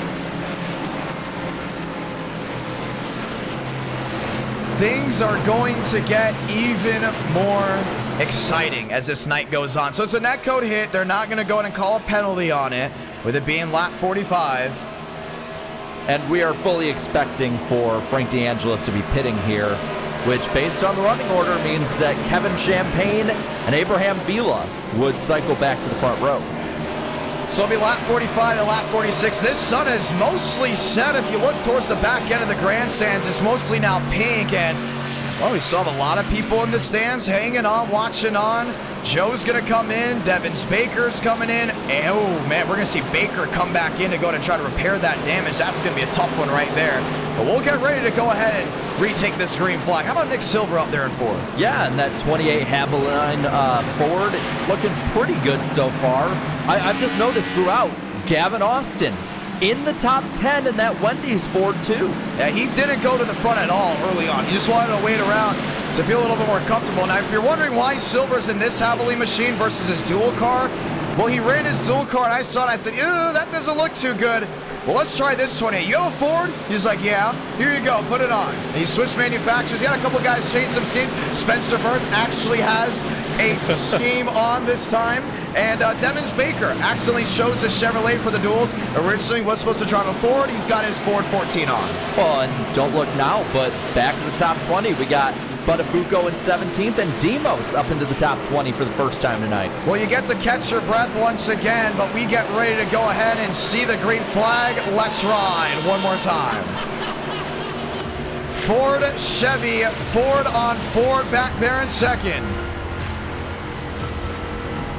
Looking back at Balderas right now, he'll restart 3rd on this restart, and something I think that needs to be noted. A lot of favorites have either gotten damaged or been taken out already, and we're just barely a quarter of the way through this race. If this first part, should we say quarter, maybe quarter and a half, has anything to say, I'm really excited for what's going to go ahead and come when we drop the checkered flag. I mean, if half these laps had ended as a photo finish at this point, if these were the last laps, about half of them, they've been dead even at the line. Let's get ready to go back green. Pace car, hard left on the pit road. Crowd back on their feet as we get ready to try to do it again. It's been an electric stream. It's been an electric night. Let's go ahead and bring them back to green from Daytona. Vila, no charge just yet. Silver was not on that rear end. Alexander Balderas has 4-on-4 downstairs. And following behind him, Zach Todrick trying to get up to the podium. James Thurston trying to get it done, lined in downstairs with a Toyota. Here comes Burns shooting his way back forward, and a slam on the brakes before running over that Ford machine. Balderas, top of the board from Daytona. And he's got the push from Vila and Silver, but on the bottom, Champagne trying to come back with Todrick, cut off by Silver. Silver downstairs, Balderas down the block. Now it's going to be 2, 3 Fords in line. A Chevy and a blue oval on the outside lane. Alexander Balderas trying to lead this lap, let out of line. Nick Silver is going to get it done, lap 47 to 48. He's got the lap for now. He cut off Vila on that line, and now they're getting the push. He's going to get it diced up again as they work their way to 1 and 2. Lane Sanders up to 6, really getting this one back rolling. Gavin Austin trying to get it done. Frank Corley in the Wood Brothers 21 rolls his way into second off the backstretch. And they're going to go 3 wide down the backstretch. Silver left out to try. He goes straight to the back. Balderas to the bottom, all lined in. Sanders trying to push, trying to shove. Spencer Burns back there at 9. Now get the conga line on the outside lane. Matt Skipper, Ricky Byram, all lined in, chasing the Valvoline Chevrolet. So far, top 5 have cleared the bottom, but they have the cars, the push, and they're moving forward. Bowtie rules at Daytona for now, working lap 49. Gavin Austin wants to swipe to the bottom. No daylight, has another bow tie right behind, but the Fords come back to life to 1 and 2. And they are coming to the front as well. Now up to third is Balderas, and it looks like Skipper gets loose in the pack. They keep it together. Oh man, they had to spread out. They had to get a little loose there in a moment to keep from running each other over. River Page down that yellow line, now sweeps on through. Look at the drivers lined in behind them. You got the 13 of Buttafuoco. You got the 27 of Josh Kenyon. All chasing it, but this is really spread out, this main pack. Yeah, you're seeing it spread them out, but the top 10 or so keep racing on. Balderas trying to lead that bottom line to the front. Best he can do now is third. Lap 50 out of 160, 110 laps to go. You're watching this on the Idk Player YouTube Channel, home of the NWP 400. One in the inside on the apron. That's River Page. Saved it. Does he get it saved right in front of Mose? Yeah, he hit Demos. I think the 9 blinked out. I didn't see a wreck. We're looking. I don't see anything. Did the 9 net code out? Still no range on him just yet. We're looking to see if he's out of this race.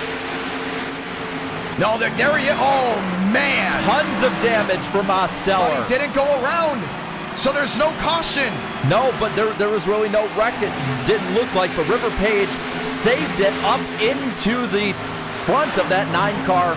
And that 9 car is toast right now. Let's watch a replay. This is a lap earlier. Spencer Burns, maybe the root cause. Oh, him and Silver got tagged. No, Matt Skipper.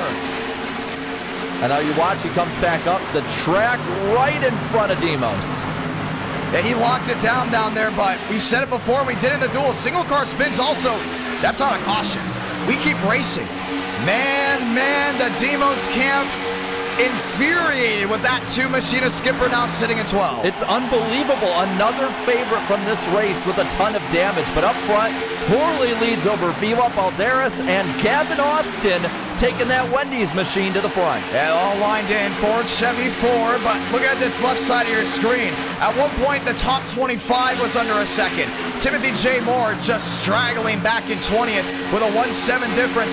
Frank the Tank, top of the board from Daytona. And look who's entered the top 10. That's Person, late entry, last second. He's up to 9th in that bright yellow car. Got it locked in on the bottom. Ricky Byram down there as well. You got the 13 of Buttafuoco. Gucci, Kenyon lined in. So now you have about that main super pack and scattered machines around that desperately need a caution. All working. Oh, there goes Byram. Let's rephrase that Silver. Right up into Skipper. Caution is out. And you saw It was Burns looking low. He was right on that corner, and they finally made contact. I think Skipper thinks it was on the 28. Oh! Right in front of Jackson Carr. And the pole sitter now. What is he doing? I know Skipper's mad, but I think Jackson Carr doesn't have that much damage. You can see it right there. I mean, it's not going to be too much to go ahead and hurt him. But Still. you got to keep your head on the swivel. And the front nose off of that 2 car. It looked like Burns made contact. He was looking on the quarter panel, and from there, it was off. Caution is out for the 3rd time, working lap 53. And no doubt about it, I think we're going to have a penalty out for this one. Yeah, we'll watch the replay here, but man, nobody is safe. No, not at all. Well, let's go ahead and look back to this one. This was on the front stretch. You can go ahead and see it again. This started with Burns, got right in that rear end, and he's not even lined in at all. No, just blatantly just slammed right in the rear. Daniel Buttafuoco barely gets by. Same with Kenyon. Blue Jimmy involved in that 84. They're saying there's a big checkup on the outside. Obviously, Skipper thinks it's a 28. It wasn't a 28 at all. No, he got turned. Watch the checkup on the outside lane. Sanders backed up. Oh, I don't know, man. That's a tough race. There's a little checkup. Not a single one of them got lined in. And again, more fast cars. Some that were running in that top 5 or 10. Others who were running below 30th, just trying to stay safe. They're all in it. Let's go ahead and check on the gyro cam. This from a lap earlier. And Matt Skipper not happy there with Nick Silver. But clearly it's not Silver's fault. I mean, we just watched the replay. You can't really help when somebody is removing traction from the back of your car. They're saying there was a little checkup, but they're going to give it to L2 Burns. You got to keep your head on a swivel. He caused that incident. We've had a lot of incidents now, lap 53. That's 3 cautions, and they don't have a fast repair. I think this is a wake-up call to the chat. Hey, got to calm down. We got a lot of racing left to go. Spencer Burns will have to do a drive-through penalty under green. And just nothing he can do here. 3rd caution out for this race. We say thank you to everyone that's tuned on in. Hey, isn't the NWP podcast on tomorrow? Yeah, NASCAR Weekly Podcast tomorrow on Danny B's channel. Got a ton to talk about with the whole 2311 news. Watkins, Glen. Oh, yeah, there's that track we're going to, Daytona, the one we're watching right now. And top 5 drivers of all time. You're going to love and probably loathe our picks on that one. So be sure to watch tomorrow at 8 p.m. Eastern Time on Danny B Talks. Champagne back up front. Balderas, 54 laps in. I still think we've had a great race, but man, they've got to keep this car together. That's the big thing. They've been doing a great job of keeping everyone entertained. That's great. But you need to have that car point in the right direction to win this race. Some of these guys have not taken care of that car at all. I don't think we have seen yet that single file train go around. We saw it in the duels. People have played it more careful in the duels than in the main race. Well, this should be interesting, and we'll get the one to go this time by. Do you like the drivers up front? I fear about Lane Sanders up there in 6, but Buttafuoco's out to 9. Thurston has been very consistent, but with a lot of these favorites getting damage early on, really makes you wonder what the rest of this race will be like. At this point, I think it's better off right now to bet on somebody who isn't a favorite winning this race. So many have damaged or have been taken out. We see Joseph Armstrong looking like he got either a wave around or the lucky dog there. He's going to go get a lap back, and they're lining him up. Next time by, restart only 25, 24 laps to that lap 80 payout. $100 for whoever leads that lap. One to go this time by. Abraham Vila up front, lined in with Frank Corley. I'm not surprised about Corley Austin. I'm really surprised about Balderas, Elaine Sanders being up front this early on. Timothy J. Morris trying to work his way back forward. Lewis, Burrows, Gregory as well. A lot of these guys have now worked their way down this apron as we get ready to go back green. Something to watch when it comes to those up front and who's pushing who is Gavin Austin. Yes, he is in a Ford. He has a bumper that can line up with a Ford, but look at the back bumper. It's damaged. So someone easily could hook on that 22 if they don't push him right. That's something that's going to need to be watched these last 105 laps. Well, we asked the viewers down the chat below, do we see an overtime finish? 84% said yes. 16 said no. Last time we did the Gen 6 at Daytona, we had an overtime finish, so you got to keep an eye on that too. There's a reason why Frank is not up front right now. There's a reason why he's all the way back there lined up, doing his own thing. He's kind of just minding his own business. Keep an eye on that as we get ready to see the green flag. He's playing it really smart. You know what? I don't know how many races at this point that I've seen at super speedways, Frank is up at the front when playing this strategy. He's up at the front at the end. Lyons 17th, Brumnett 16th, Wilkerson, Schmidt, Moore, Champagne, Byram, Thurston. Next time there's an NR Night in America, that's next Tuesday. I will be in Daytona this weekend. Should be a lot of fun. Hopefully I see you all, and we can't wait to watch the podcast tomorrow night. Ladies and gentlemen, let's get it refired, and let's get ready to go back green. Pace car down below, lines up and loaded. Crowd on their feet, lap 55 back underway.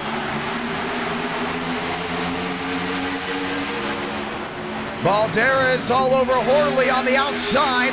You still have that 22 machine of Gavin Austin pushing Vila down to 1 and 2. No big push though this time. The field a little more scattered on the restart, and you see it up front.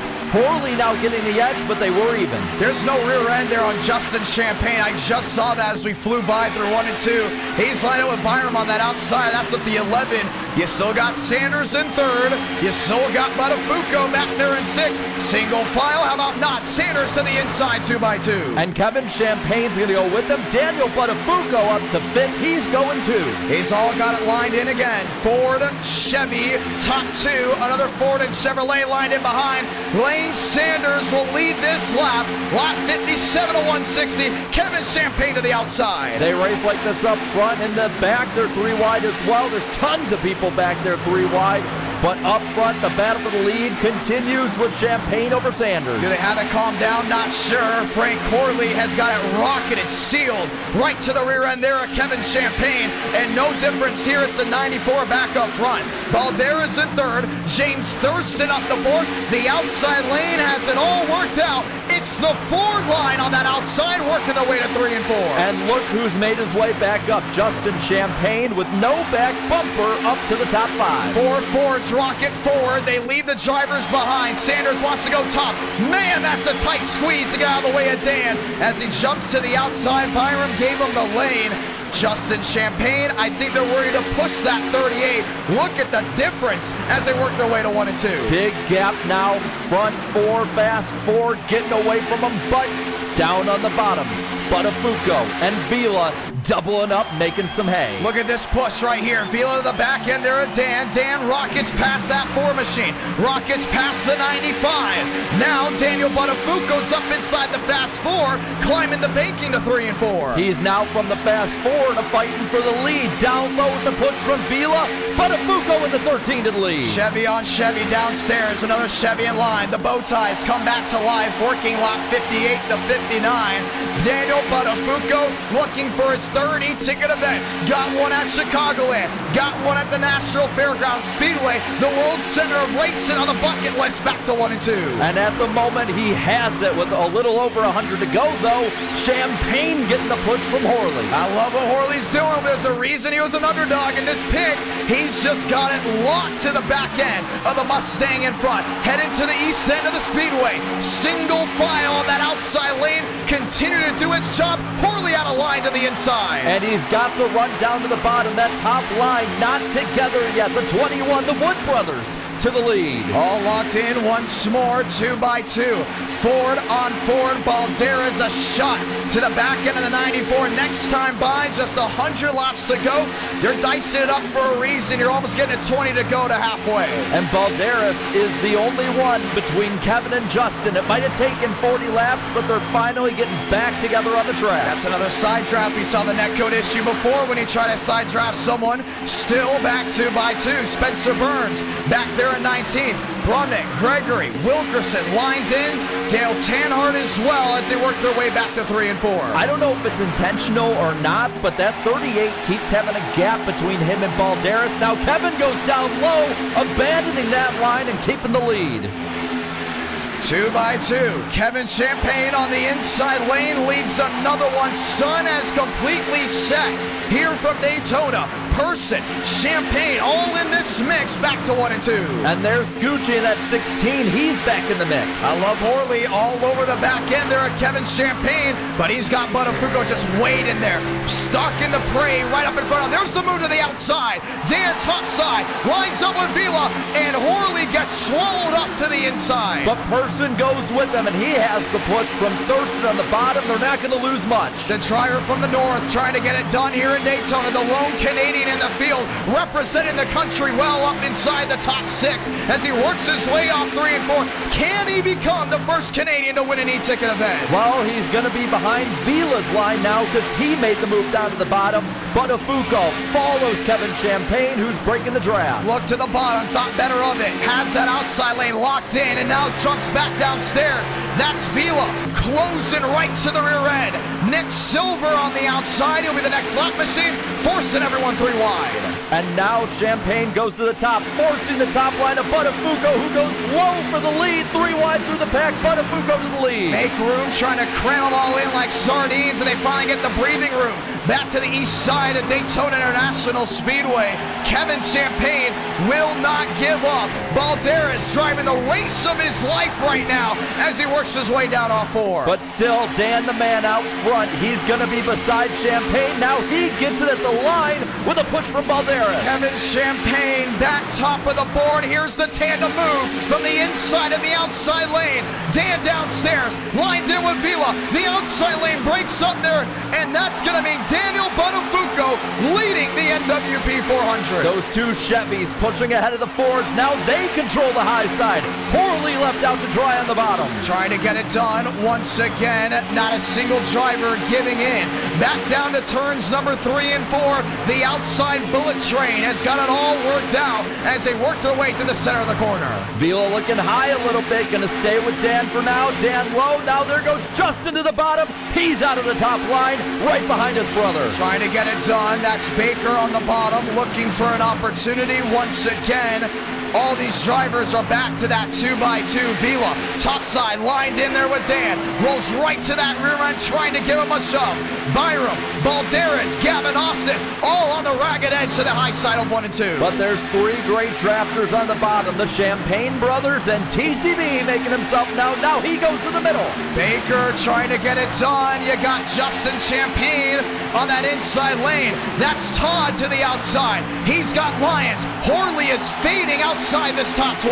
And Gregory joins the top line, and so does Dale Tanhart joining this battle. And these drivers have been chewed up, spit out, and they just continue to work their way forward. It's never over till it's over, till that engine goes ahead and stops. Chevy on Chevy leading back to 1. And it might be for the first time tonight, but we have a train on the high side. They're playing it safe, top 10, maybe 11, single file on the top. Trying to get it done once again, and here's that single file we've been talking about. It was going to happen at some point. This race, this package brings every era of racing from the 2000s to the roaring 20s.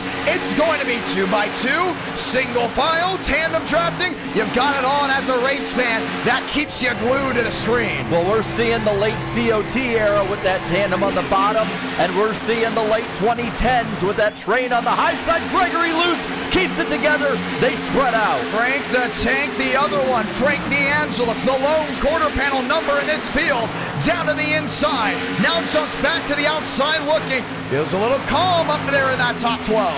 And he is making his way up. Now we're seeing a bit of a mid-2000s Daytona. They're all spread out a little bit, making moves through the corner, down low, then back up high, now trying to get it collected back. And it's what makes this race that much sweeter. DeAngelis up to 11th, finds sticks on the board for him as they all now bullet train on that outside lane. Thurston, Gucci, Wilkerson, Zach, Tondra, all lined in. Not a single driver giving in as they work their way back to the line. Put the trains in the chat because they're on the track. About the top 20 now, all single file on the high side, waiting for a moment to strike. You know, we're only about a dozen laps away from that halfway payout. Let's talk single file. As a NASCAR fan, you'll go on Twitter in the middle of the race and see people complaining about a single file train. For us, we embrace it. Why? You're not going to see it from lap 1 to lap 160. This allows drivers to dial it in. Okay, the craziness may be behind for now, but you know there's a halfway portion to worry about, and some of these guys back there already want to break up the single file bullet train. This gives you the opportunity for laps to go by, for single file runs to bring green flag pit stops. Never mind, Gavin Austin at the bottom, and he's back with a wheel. He had a bit of a gap between himself and Byram, and now it pays off with a push from Burns. He goes to third and maybe more. Burns looking to the outside, nearly squeezed Thurston in the wall. Now it's back 2 by 2. Gavin Austin wants to go top. Now he's going to be left out to dry. 4 Fords on the bottom, pack them up because they're going to the back.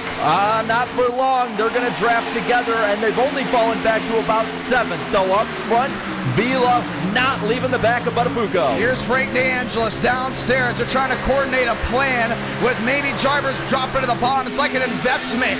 You're going to try to buy low and sell high. Right now, they've got a lot of takers right behind them, and Gavin Austin gets a shot in the back. He rockets back up inside the top 5. And he's looking for more. Burns a good pusher. Frank a good pusher. They're all pushing on the bottom. Chad Thornquist just dirt tracked it in the dog leg back there, rolling his way through the tri-oval. Should we say a short shoot? He had a dead sideways, but was able to save it, so we stay green. Vila, Buttafuoco, Balderas back with Byram up inside that fast 4. Time is ticking. You got about 11:10 to go before lap 80, lap 81. And you have on the bottom Austin not going away. Burns right on the back of him, pushing him up the pack. Now he's beside Thurston, looking for more beside Byram and Balderas. Frank DeAngelis on the bottom. Kevin Champagne really much in tow. You still got Jacob Wilkerson on the outside lane. He's the one that we thought was going to go up front and stay there all race long. He has just formed in the top 10 for the first time, lap 70. A lot of races still left to go, yes, but man, really late to the aggression for that number 43 machine. But you know how you know this is money time? You got Frank DeAngelis trying to make his way back up, but up to the top side goes Kevin Champagne. That line still together a bit, but starting to fall off. He's got no push from Justin. He's got no help from Tanhart from now. Yes, they're on the bottom, but they're not making any headway whatsoever. You got now the 16 of Vincent Gucci back to 6. James Thurston up there in 5th. But it's all Daniel Buttafuoco leading the way, working lap 71. Just 10 to go before the halfway move. Loose is Austin, and they're going to back up on the bottom. He got sent almost sideways, but saved it. Now the top 6 get ahead, and Burns is going to ditch him. Expect drivers to brace when you get the 5, 4 to go, but not be surprised when you see guys really bail out. Here comes Austin to the outside. Now he's going to go single file. DeAngelis will be the main driver downstairs that's needing a shove. Justin Champagne saying, hey, let's get that 100. The Benjamin is waiting at 10, working 9 to go. It's looking like you can be on the top, get a run, and make up maybe 1 or 2 spots, but you cannot get that bottom to kind of update and get to the front with them. Vila's there in second. If you're live tweeting with us on Twitter, use the hashtag NWP400. We're trying to get it trending, and we'll be retweeting all night long. Lap 72 of 160. James Thurston is there, watching, stalking, wanting something to work. It's not working for now. The question is, when do you hit that big red button to bail to the inside to go backwards or forwards? You might now, because he might be watching or stalking, but it looks like Frank DeAngelis is trying to pounce on the bottom, leading that bottom line. He's 8th for now, but slowly but surely he's making his way up. Trying to get it done back to the high banks of 1 and 2. Nobody has left this one at all. They want it now because they know it's going to be all for nothing, working lap 160. Vila second, 8 back. Balderas third, 17 back. Lap 73 of 160 as they work their way back to 1. And you're starting to see some desperate moves in the back, but on the bottom still it's Frank, Justin, and Tanhart leading that bottom line, trying to make some hay. Trying to get it done once again, outside lane, all lined tuned in, all watching, waiting. Tanhart, a move to the bottom, has Horley. Here comes the convoy, trying to get it done once again. Justin Champagne, James Thurston now leads the inside lane back to 3 and 4. And they're probably going to get a run out of this corner. You see him beside Vincent Gucci, beside Byram. Now again, back up to 4th is his bottom line. Can they make more of it work? Clock ticking, lap 74, 160. Yes, just halfway, but this is a lap you want to go ahead and lead. Vila does not have a shove from Balderas. Matter of fact, throttle is laid out of the gas big time on that outside. He's watching, but look at Thurston on the bottom. Help from DeAngelis. He just shoved him into second. He's going to shove him to the lead. Not yet, because Buttafuoco gets that push from Vila now on the high side. Now about even, maybe a half a car ahead, and it's going to be Thurston going to the lead into 3 as they're loose in the back. He's got it right here. The tandem wars between the fast 4 back on. Vila locks into the 13. DeAngelis has to roll out of the throttle. Here comes the outside lane, full of speed, full of aggression. Thurston up the block, looks to the bottom, nearly got turned. Dan's the man, maybe not. Thurston led that one lap 75. Vila has been pushing and pushing well, but he cannot get to the lead. No one can keep it. Thurston now on the high side with 5 laps left to pay out. River Page bailing out. I think Champagne's maybe thinking it's going all for nothing. Kevin Champagne might be bailing. Justin, on the other hand, is actually still up there. Vila and company on the outside. Now DeAngelis wants to run from the 38. 2 Fords getting the push now, and look behind them. Spencer Burns recovering to the top 10. Locked in. Here comes Vila looking to the bottom. Is he able to get that peak? No move. How about a move to the outside? Not able to get it as well. James Thurston has got it covered from the wall down to lane number 1. He leads another one, lap 76. But Buttafuoco is clear, and so is Vila. Do they make a move on him now on lap 76? Trying, looking, peeking. Dan a peek to the outside. Not going to get it. Maybe a look to the bottom. Here comes Vila. Right in front of Frank DeAngelis. Gets a push. Gets a shove. Vila is looking for the lead off turn number 2. Blink from Byram, 4th on the high side. And Buttafuoco's up in the air like a top. He's going to go ahead and get back on all 4s. The caution will wave. Lap 76. Horley in the grass. Romney in the grass. You also have the 94 machine of Kevin Champagne. Do we get restarted before lap 80? It might be a 1-lap shootout, if that. Oh, man. He hit the fence, didn't he? Yeah, he was bouncing up and down like a basketball. Well, they were going for it, and you knew it was coming. Another favorite taken out, or at least collected in a wreck at this point. And that was a 96. It's hard to see with how much damage. That's the 96 there. There's no spoiler on his car. Where's Buttafuoco is the real question. I'm waiting to see if we're going to hit lap 80 before we go back green. Here's James Thurston, Justin Champagne, Spencer Burns, Tanhart. They want to get this one refired. I've never seen so many drivers so excited to get to lap 80 before. Yeah, it might be a quickie yellow here, if anything, if we can, but remember, it's 80 to 81. If we restart at lap 80, that is a 1-lap duel for the money. Let's see what happened. Daniel Buttafuoco, a ride of a lifetime, up near the fence. Yeah, he took a lot of guys with him. That's the big thing. Quick blink out of one machine. Vila on the bottom. Oh, he just got turned there by DeAngelis. What a lick into the outside, safe for barrier. Look at Justin miss it on the bottom. And same with Dale Tanhart. Gonna go ahead and watch it again. We're gonna see if it was Vila moving or did Frank get into him.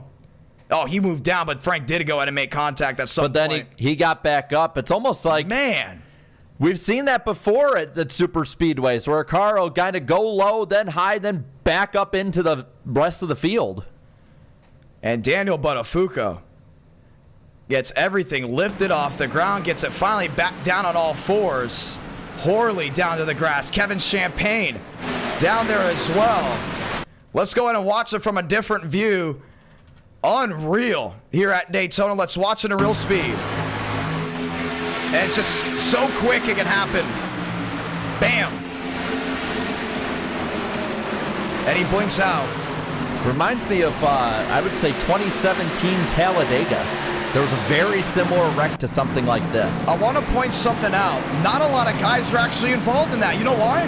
So many bailed out because they knew something was going to happen. It's a smart move by them, but it's looking like, do we go back to green next time by? I think so.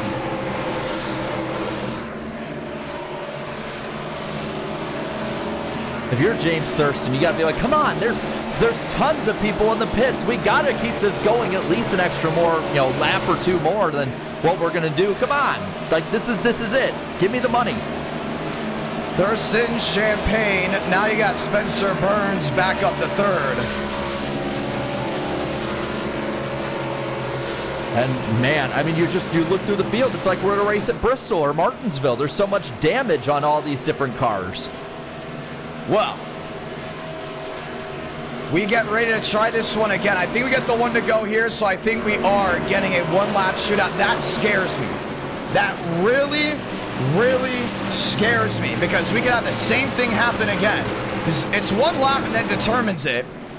And you got a lot of these guys. I'm telling you right now, if you're back there in 11th, get out of the way. Just stay away. And think of the difference, too. What if we do end up having that long green flag run we're talking about? These guys up front, they didn't pit, while the guys in the back did. So now you have an alternate strategy to talk about. Yeah, I'm realizing some of these guys didn't come to pit road.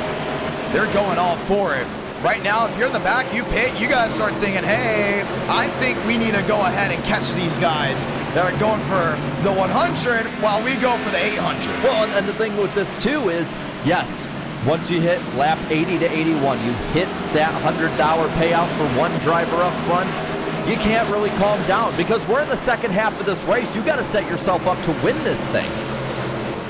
You know, I was kind of hoping this one ended under yellow for the money, not for the race. We do have overtime, and we checked it. We checked it twice. But, oh, man, this is going to be a little ruthless right here.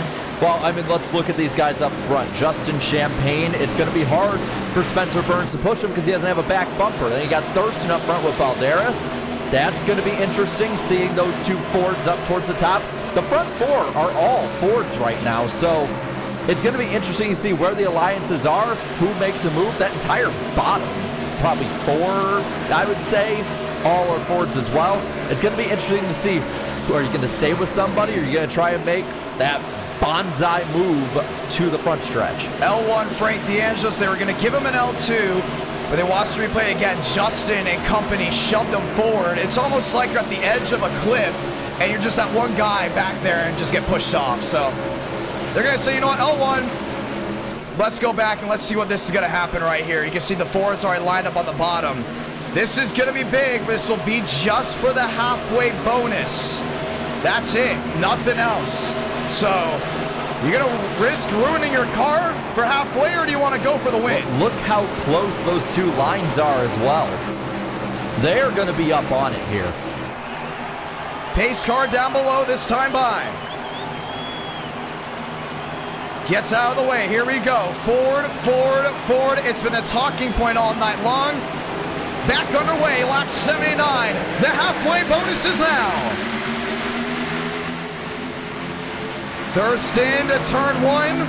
Trying to get up there. Goes Champagne. Balderas in the wall. Balderas is loose. They're scattering, trying to hold on to this thing. And Thurston is going to jump out to a 3/10 lead, a huge lead. And Justin Champagne looking to get the draft off. More lead to the bottom. Not a lot of giving out there, and it's all taking. Here's the bullet train. Thurston is going to get swallowed up. Justin to the bottom. Burns in the middle. Justin Champagne in the lead. There goes Burns. And they're around down to the bottom in the grass. Caution. And that's going to be it. James Thurston, I think, had the lead when the caution came out. Well, we kind of knew that was going to happen. Yeah, I don't think Burns is going to be happy about that one. Yeah, he put himself in that position. He could have gone to the back. And James Thurston, yes, will get the $100. And now, last 80 laps here, 800 is what we're fighting for. If that was what they do for 100, what are they going to do for 800 at the end of this race? Well, we're going to see. Well, now you got to get back into racing form. Do you expect these front guys who didn't Contreras, a lot of damage. Was that recent? No, that was after the Dan move. Let's watch back on the opening restart. So you see Thurston gets a good run, and they all just kind of collect into it. Nobody wants to work with each other. They just keep hitting each other, and you see that 4 car just fires out to a huge lead here. See Frank Horley starting to get back in the pack. Everyone's just changing lanes whichever way they want to go. So Justin goes low, and you can't see it from this angle. Yeah, we're looking back. We're trying to get a read of how many guys are out of this race. I believe they're saying 8 guys are out. Byram got tagged and hit that inside wall. Oh, he definitely did it. I know he blinked out on our end, but he definitely went ahead and had a little tag there to the inside fence. And we're going to watch back one more time. So the caution is out. This was for the halfway money. Watch this again. James Thurston wanted to block.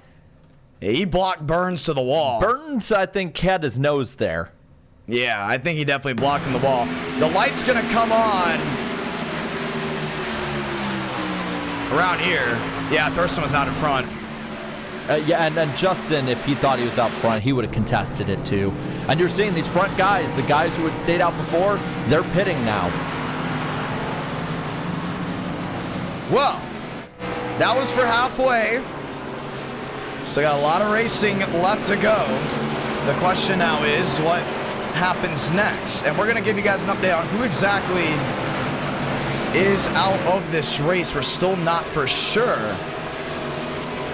Right now, it looks like a good amount of guys are, I think, still trying to get it back going. Michael Gregory back there in 34th. And he looks to be nowhere to be seen as of now. We're looking at Contreras, Gregory, Skipper, Matt Skipper looking for him. He's back on the racing surface. Lewis back there as well. I still have no read there on Davis Lewis. No read there on Nick Silver. I want to say about 7-8 guys may be out of this race. We're now just past halfway. You got to think about the checkered flag. And look who's 4th. Joseph Armstrong back up to the 4th position. Beaten, battered, and all. That 18 or that 20 car in honor of the 18 will not go away. No, he's gonna stay up there. He's gonna battle until that end. But we get ready to try this again. A lot of battered race cars, a lot of beat up race cars. Getting ready to get it back refired as we get ready to try it all again. This doesn't look like a race from Martinsville or Bristol. This looks like a race from Bowman Gray. Yep, they all know what the situation was. So aggressive some of those guys got lap 23. I'm like, really? You sure? All right, you want to get aggressive, lap 23, go for it. I'm glad I wasn't the only one, but I mean, you're looking back through the pack, and guys like Kevin Champagne, Dale Tanhart for the most part, a couple others, Thurston, don't have too much damage. So there are some cars that, yes, they have a little bit of damage, but for the most part, there's a lot of guys out there that still have some clean machines because they're just staying out of it. Well, it's the one to go. And now we see Brummett. He's back up towards the top after being kind of left out to dry at the start of this race. Dale Tanhart still up in the 5th position. He's probably going to be a 4th by the end of this thing. TCB, he's on screen. River Page still in it. Kenyon, Gucci, Austin, Kenny Reel in that 8 car. Let's go. Halfway to victory, ladies and gentlemen, the one to go. And it's a whole new race. A lot of these guys have been involved in incidents, are back up front, but they're ready to go to put it all on the line. So do you calm down a little bit from here, or is this just how we go from this point out? We're just going, all the way to the wall with it.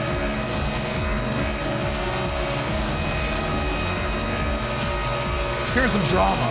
Oh boy. A lot of drama there in that line chat. Apparently James Thurston, after putting Burns in the wall, started making fun of some of the guys that got wrecked out. And I don't think Spencer's too happy about it. Oh. And Spencer is really mad about it. We do have a thing. You can't wreck guys on purpose. But if you're going to go to get payback, you better get him on his own. I don't know how to police that one. I can't control people's mouths. But I can go ahead and control penalties. So this should get really interesting. A lot of guys are mad at James Thurston right now. That's going to be a storyline to watch for this thing. Something to watch in this restart. The Champagnes are nose to tail as well. And the pace car is going to go off. Let's get ready to do it again. Pace car down below. Chad Thornquist, William Schmidt, all lined in, ready to go back for broke. Back green from Daytona.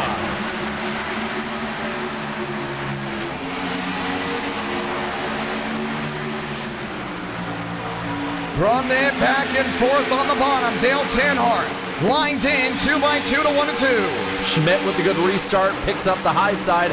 Armstrong in the wall for a moment. That's going to bottle him up top, and he's got the champagnes right behind him. Frank DeAngelis up to 11th. William Schmidt locked in. Here comes Joe out of the bubble, and he's going to make it wheel to wheel. Armstrong to the inside.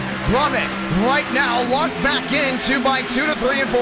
And Dale Earnhardt giving him the push too. Now Armstrong to the front again, right beside that Chainsaw Man car. 2x2, Armstrong trying to go ahead and hold on to the lead. Another blink out for the 20 machine. Have to keep that in mind, Internet. A big problem. Lap 84, lap 85, a 160. Still the 79 leads right in front of Thornquist. They're getting a little squirrely. You see them all changing, dodging lanes. Trying to get it back going. William Schmidt now present up front just halfway through this race. Thornquist, Champagne, Kevin Champagne as well back there in 7th.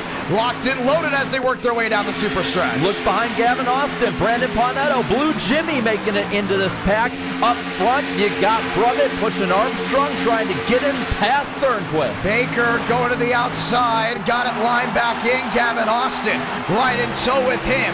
I think they think now, okay, we're going for the race win, not a halfway move.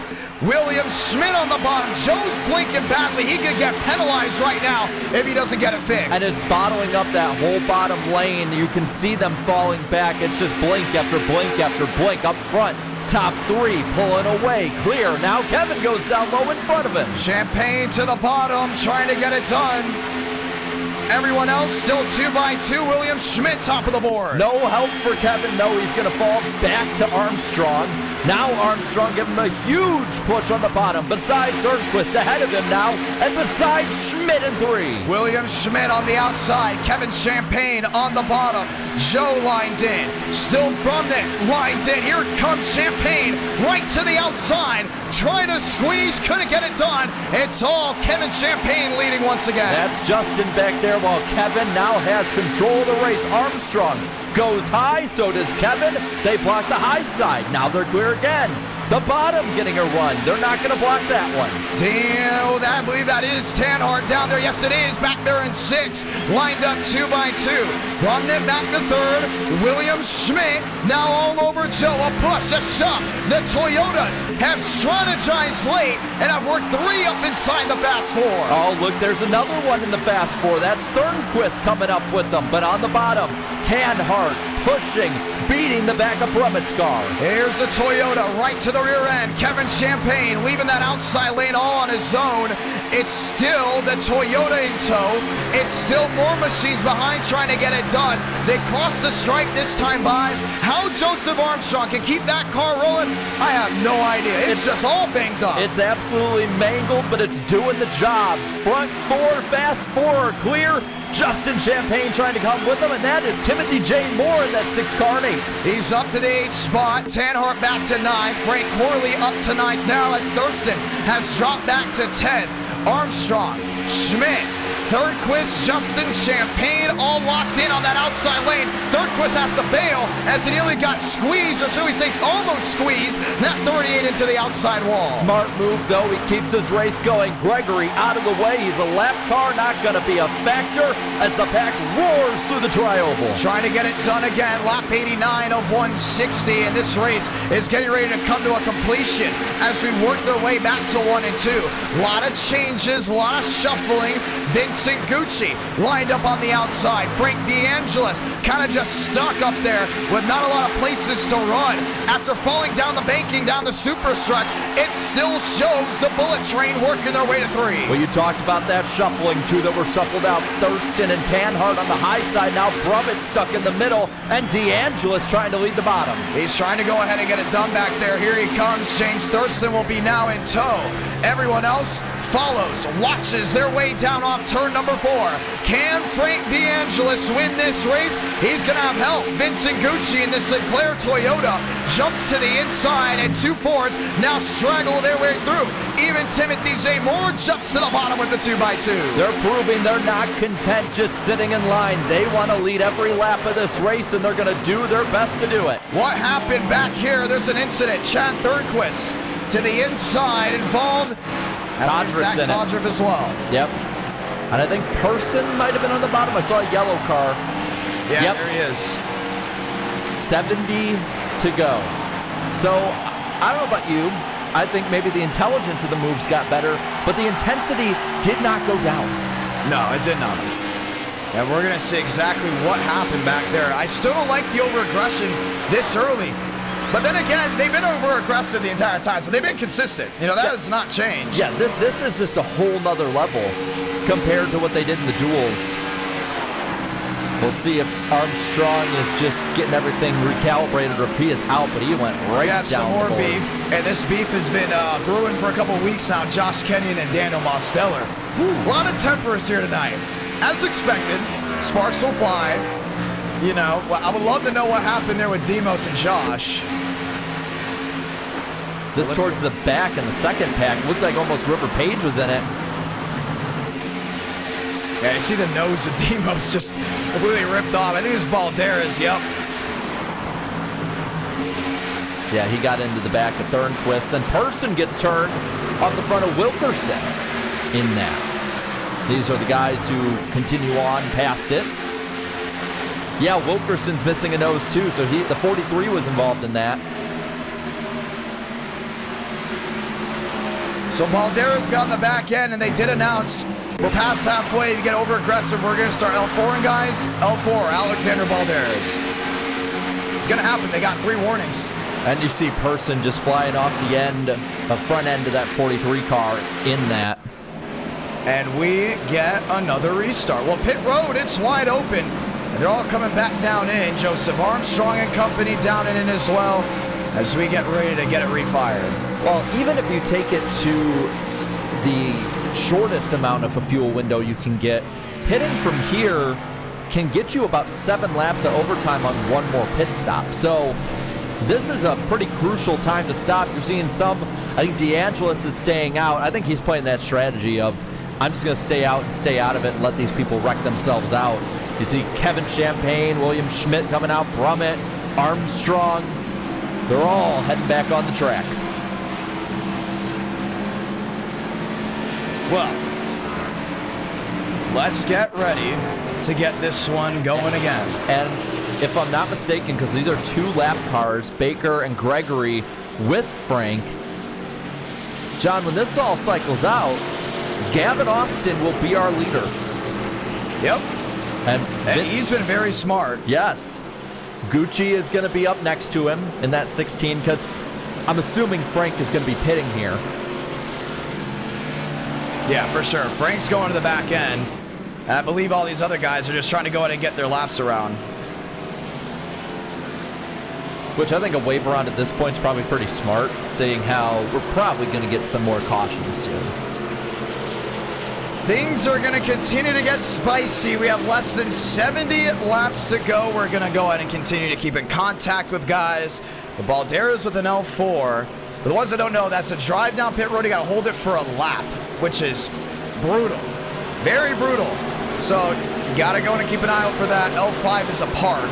So Balderas still has a shot, but when you have 2 or 3 warnings, you got to wreck back there. There's no reason to wreck back there. They were not even racing for anything. They were just keeping it going. Got to go ahead and move a guy to the rear. Yeah. At this point, there goes Frank down to the bottom. You'll see those front 2 lappers get their laps back now.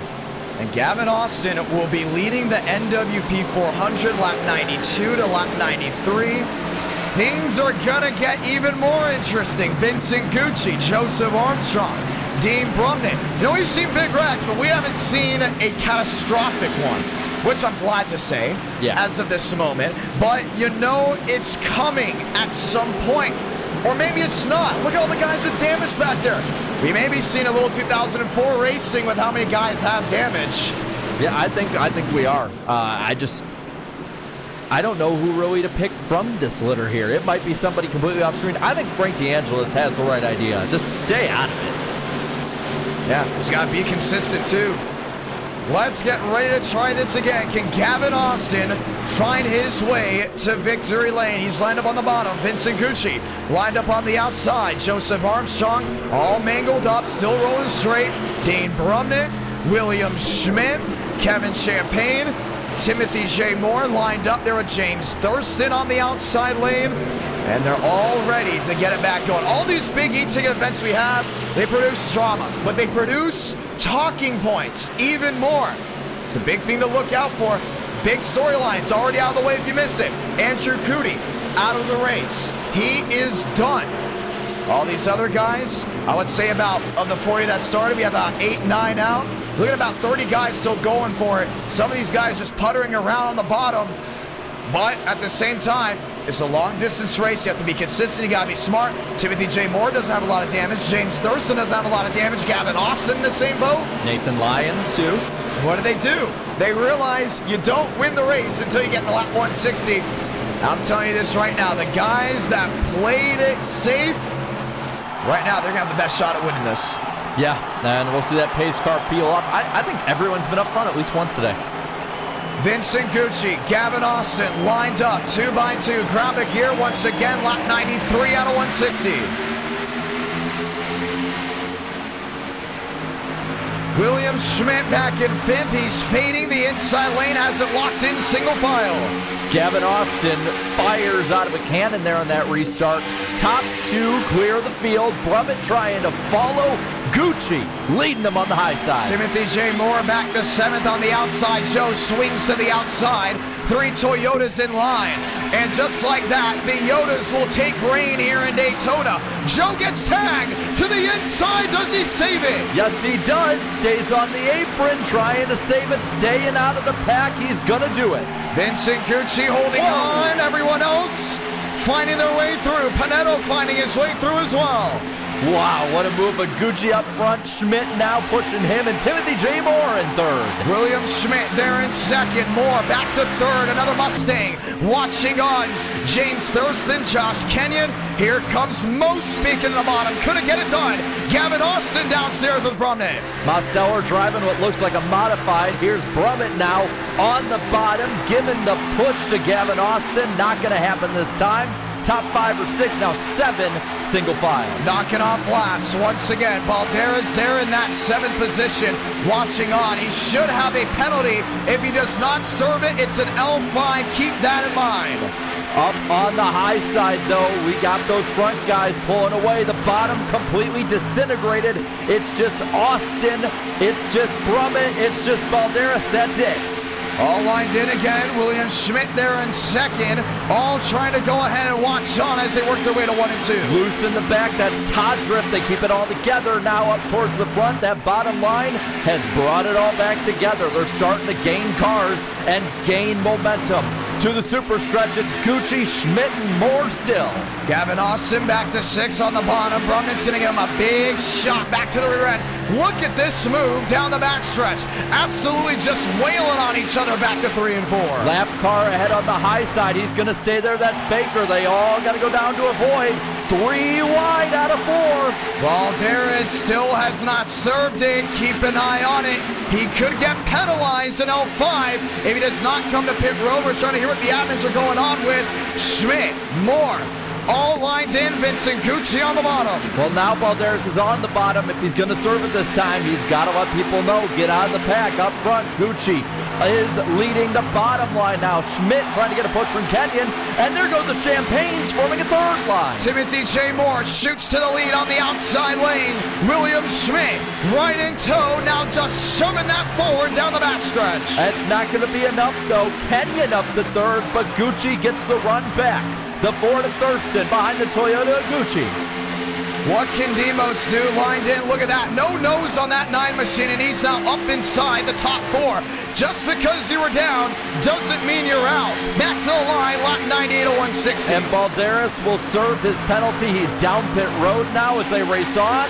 And that modified for Mosteller leads the bottom. Right to the inside, lined in with Gucci. You still got more. You still got Schmidt on that outside lane. How about Josh Kenyon? Him and the 9 have had problems here tonight. They're now running up inside the top 6. Yeah, but the gap is growing between them. Mosteller holding up that bottom line. It's about the top 5 breaking away. They can't get it together on the bottom, but Kevin Champagne's trying to change that. All lined in again. Kevin Champagne, I believe, may have led the most laps so far tonight. He's on the bottom, wants something to work on that outside. Will the brother let him in line? Can't get it done.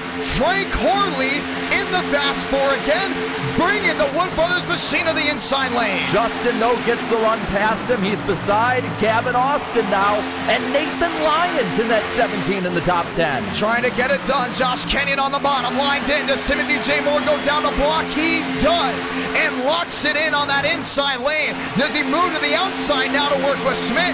How about not? Locked in the bottom, and the Ford continues to lead to the east end. Those top 2 trying in 3 to get ahead of him. Can't do it. Schmidt now getting the push from Justin Champagne. He's going to get the run.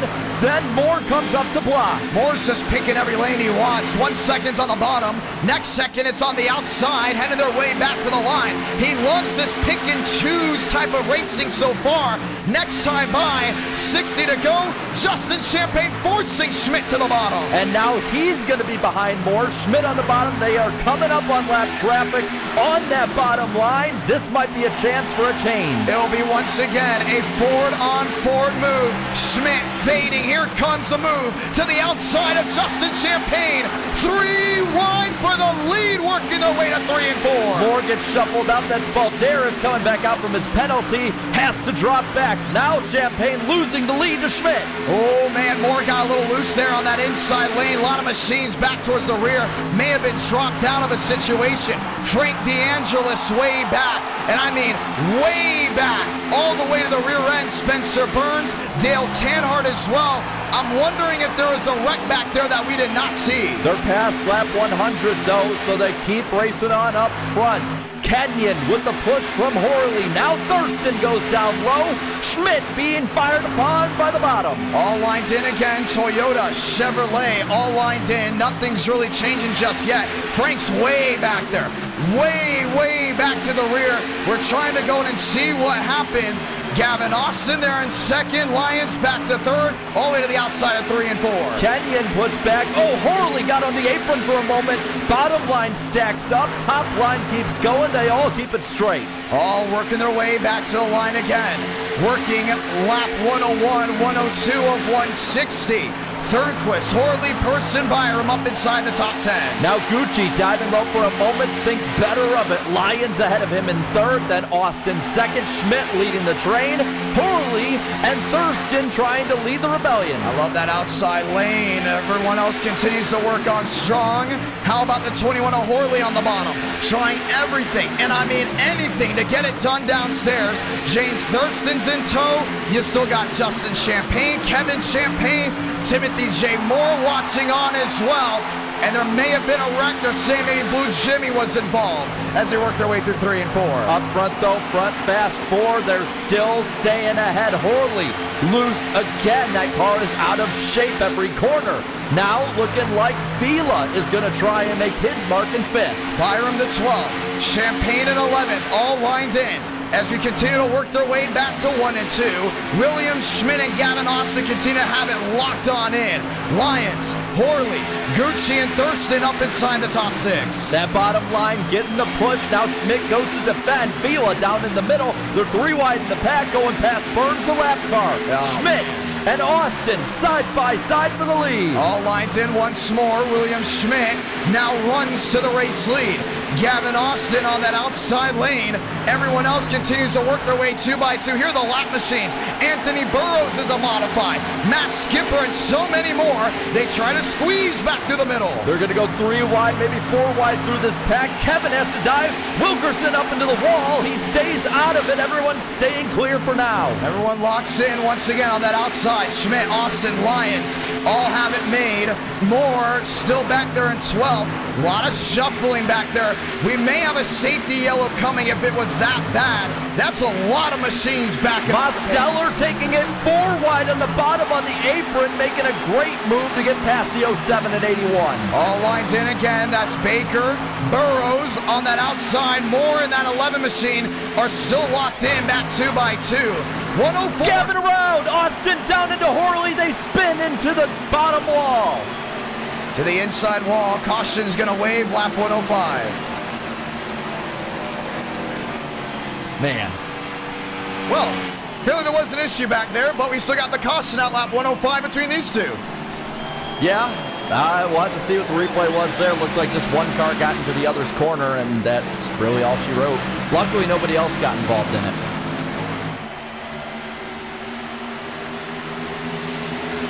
They're saying it actually wasn't bad at all, that it just separated everyone. They lost the main pack. Well, I guess if that's what happened there. I mean, you're starting to see 19 now on the lead lap. Burrows would be the free pass. This has been the most talking event, should we say, from admin to driver. A lot of emotions going on, but rightfully so. Look what's on the line, and look at how many fast repairs you have. Look at how many opportunities you have to even get back up there. I mean, you don't have a lot. God, man, I'm in the booth right now, and my heart's in my throat. And I'm loving it, too. I can't imagine being one of these drivers. Let's look at Horley. Him and Gavin Austin involved. The question is how badly is the damage on the 22 that's to the off, 21? That's off Nathan Lyons' front bumper. If we can see from Lyons' end of it what happened there, but it looks like that 17 was the one it was hooked off of. Yeah, you see it right here. Yeah, but Gavin went, I don't know if he went wide or what. And Wendy's getting the worst ride of the night. Watch it again. Nathan Lyons there with the 17 in the 17 machine. He had a peek to the bottom and was just lined in. I mean, that's Ford on Ford. All these Fords were running back up front again. Hey, we said it was an advantage. We did not say they were immune to having anything happen to them. And we talked about it earlier. The back bumper of Gavin has been messed up all night. It finally came back to bite him. That's probably what it was. That's what I'm thinking, because it looked unnatural the way that spun. If it was just a normal bumper like that. Person, Schmidt lead him off the pits, and it looks like Person will have the lead. Champagne, Vila also out there as well. These guys have just gone through, I mean, everything to get this race back refired. A lot of damage on a lot of machines. We talked about the damage, Ronald. We talked about Netco. They all knew about it, right? They all knew what was at stake. There's a reason the duels ran the way they were.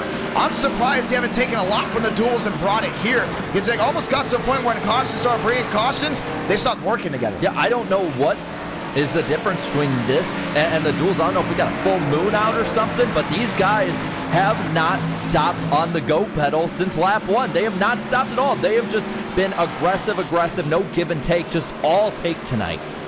And that's interesting. Very interesting. Remember, they just had to be in the top 16 to make this event.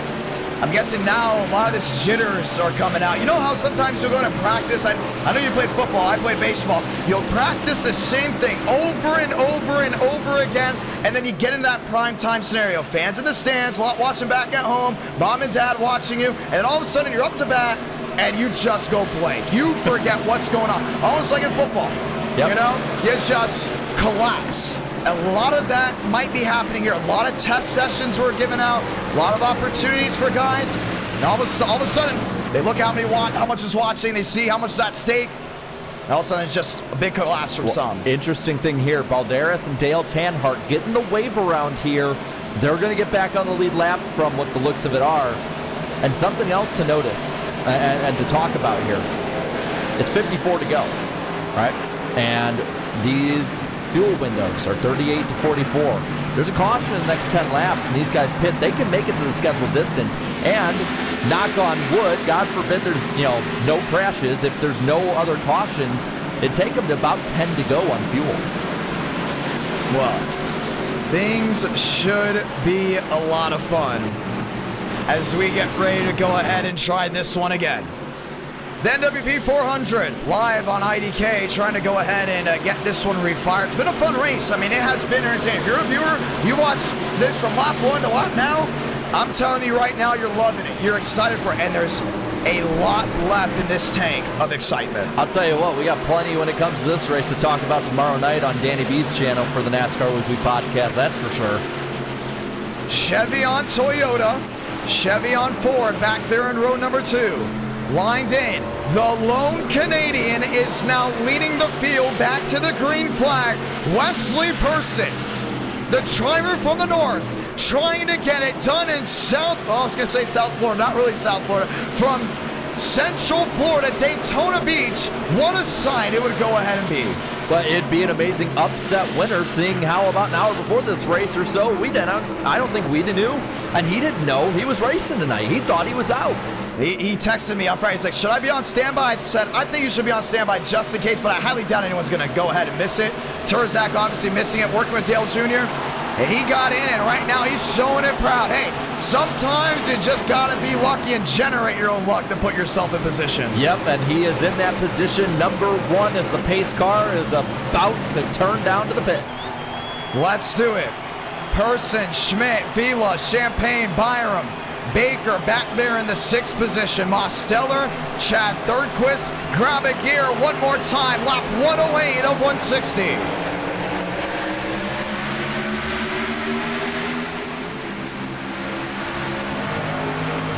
2x2 heading down to turn 1. Schmidt gets a good run on the high side. He's going to pull about half his car ahead, and now has the push from Vila.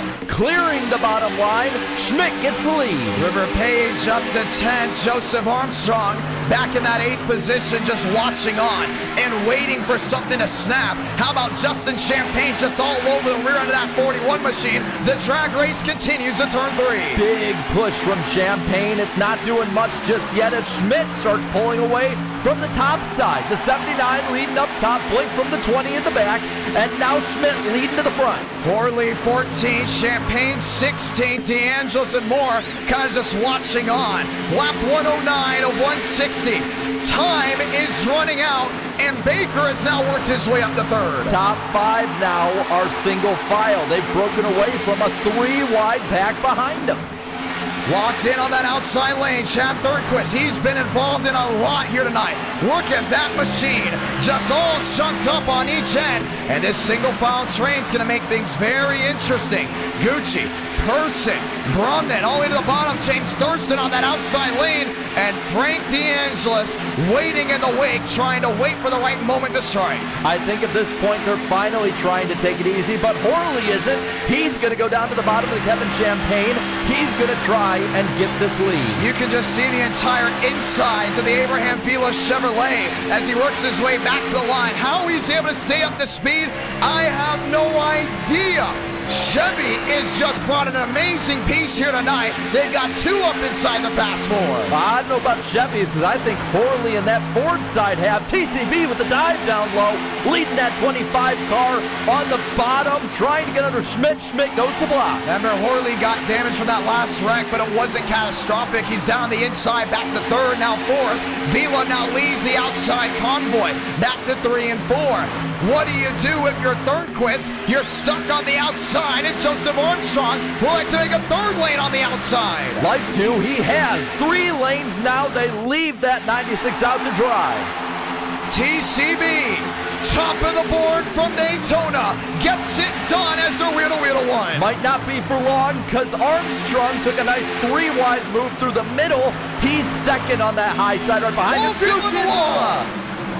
Looked like there was a squeeze, and it's about the slowest crash we've had tonight. Josh Kenyon does a jump while Darius gets tagged at the late end of this one. And the caution will wave once again. Kenyon doing his best Tony Hawk through the grass there, taking it on 2 wheels. And that wrecked up 5 car looks even more wrecked. And we get to take a peek to see exactly what happened. Yeah, once again, guys putting each other's in bad positions. Still 50-something to go. No, not now. We're in the 40s now. 49 laps left. Maybe they're seeing those numbers click off. We got a crab walking 5 car here for Vila. Yeah, he may be done. That might be done for him. Yeah, he's done. Page is under him. Demos under him. I don't see anything yet. That Sinclair car. Oh, that's twice for Vincent Gucci. Yep. Oh, and DeAngelis gets collected. Thurston's in it. There goes Kenyon doing a wheelie. That might be all she wrote for Vila tonight. And Vincent Gucci will be given an L2 penalty. That's twice he couldn't control his car. I mean, the last time he almost put a lot of guys in a bad situation. And right there, he just did it again. He is going to now have to go to the rear end. You don't want a penalty late. If you're going to get a penalty, you want it early. But how this damage model is, how this car works on the sim, you need to be aggressive on penalties. And it wasn't a quick mistake. That's a mistake he's now already made tonight. Quick on the move. Gucci goes to the back end. I'm almost thinking at this point, it might just be safe till 20 to go to stay in the back. Because these guys continue to get into each other, continue to make mistakes, continue just to do moves that I don't think any of us saw them doing on Friday night when they were performing great in the duels. And we get ready to try it all again. Working their way back on the pit road. Schmidt's going to bring him in. Baker, Horley, Armstrong back with River Page. Champagne, Mose. Baker is now in to his stall. That was Champagne. And we all get ready to try this one once more. Damage on the right side. There, the Frank DeAngelis machine. And we will see everybody in the pits this time. So whoever's first out will be the leader. You see Dale Tanhart now. He's in the pits, back on the lead lap. Carr is on the lead lap, and it looks like Armstrong is leading the field over Mosteller, Schmidt, Brummett, and Person. Let's get ready to try it again.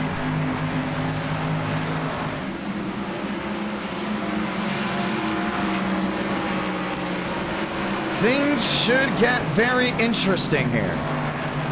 Tanhart back there in 20th. Back on pit road. We have had this field shuffled a lot. I can't wait to see how many leaders we've had. There's been a lot of different leaders. It seemed like every lap we've had a new leader. Every caution, every pit stop, everything has swapped the lead, swapped positions. You see a lot of those guys like Burrows, Gucci, Tanhart probably getting some repairs done while they're in the pits. I mean, big track, long laps, can't have those repairs make a lot in this time, but you're seeing that field is slowly but surely getting whittled down. Chad Thornquist is saying he has damage on every corner of his car and is still maintaining speed. And this is the battle of the beasts right here. I think we got an iRacing classic. That's what we're watching right now. Drama, intensity, you got Rex, great racing early on. You got it all. And the thing is, different types of racing. Single file, tandem drafting. Spencer Burns is going to go around and get his lap back there with Devins Baker. Armstrong and Mose on the front row. No nose on the 9. I don't know how he's doing it, but he's staying up there with, the rest of these guys that have mostly intact cars. You got Schmidt up there. That top 3, I think those are some pretty strong drivers. I don't know about their cars after everything that's happened, though. Brummett of the front 5, 6, I think he has the best car left when it comes to just condition. Burns back on the lead lap. He's not out of it either. A lot of these guys are getting their laps back. He's the best pusher out there when it comes to getting up through the pack, so I would be surprised if in 10 laps he's up in the top 10 again. Well, let's get ready to go at it again.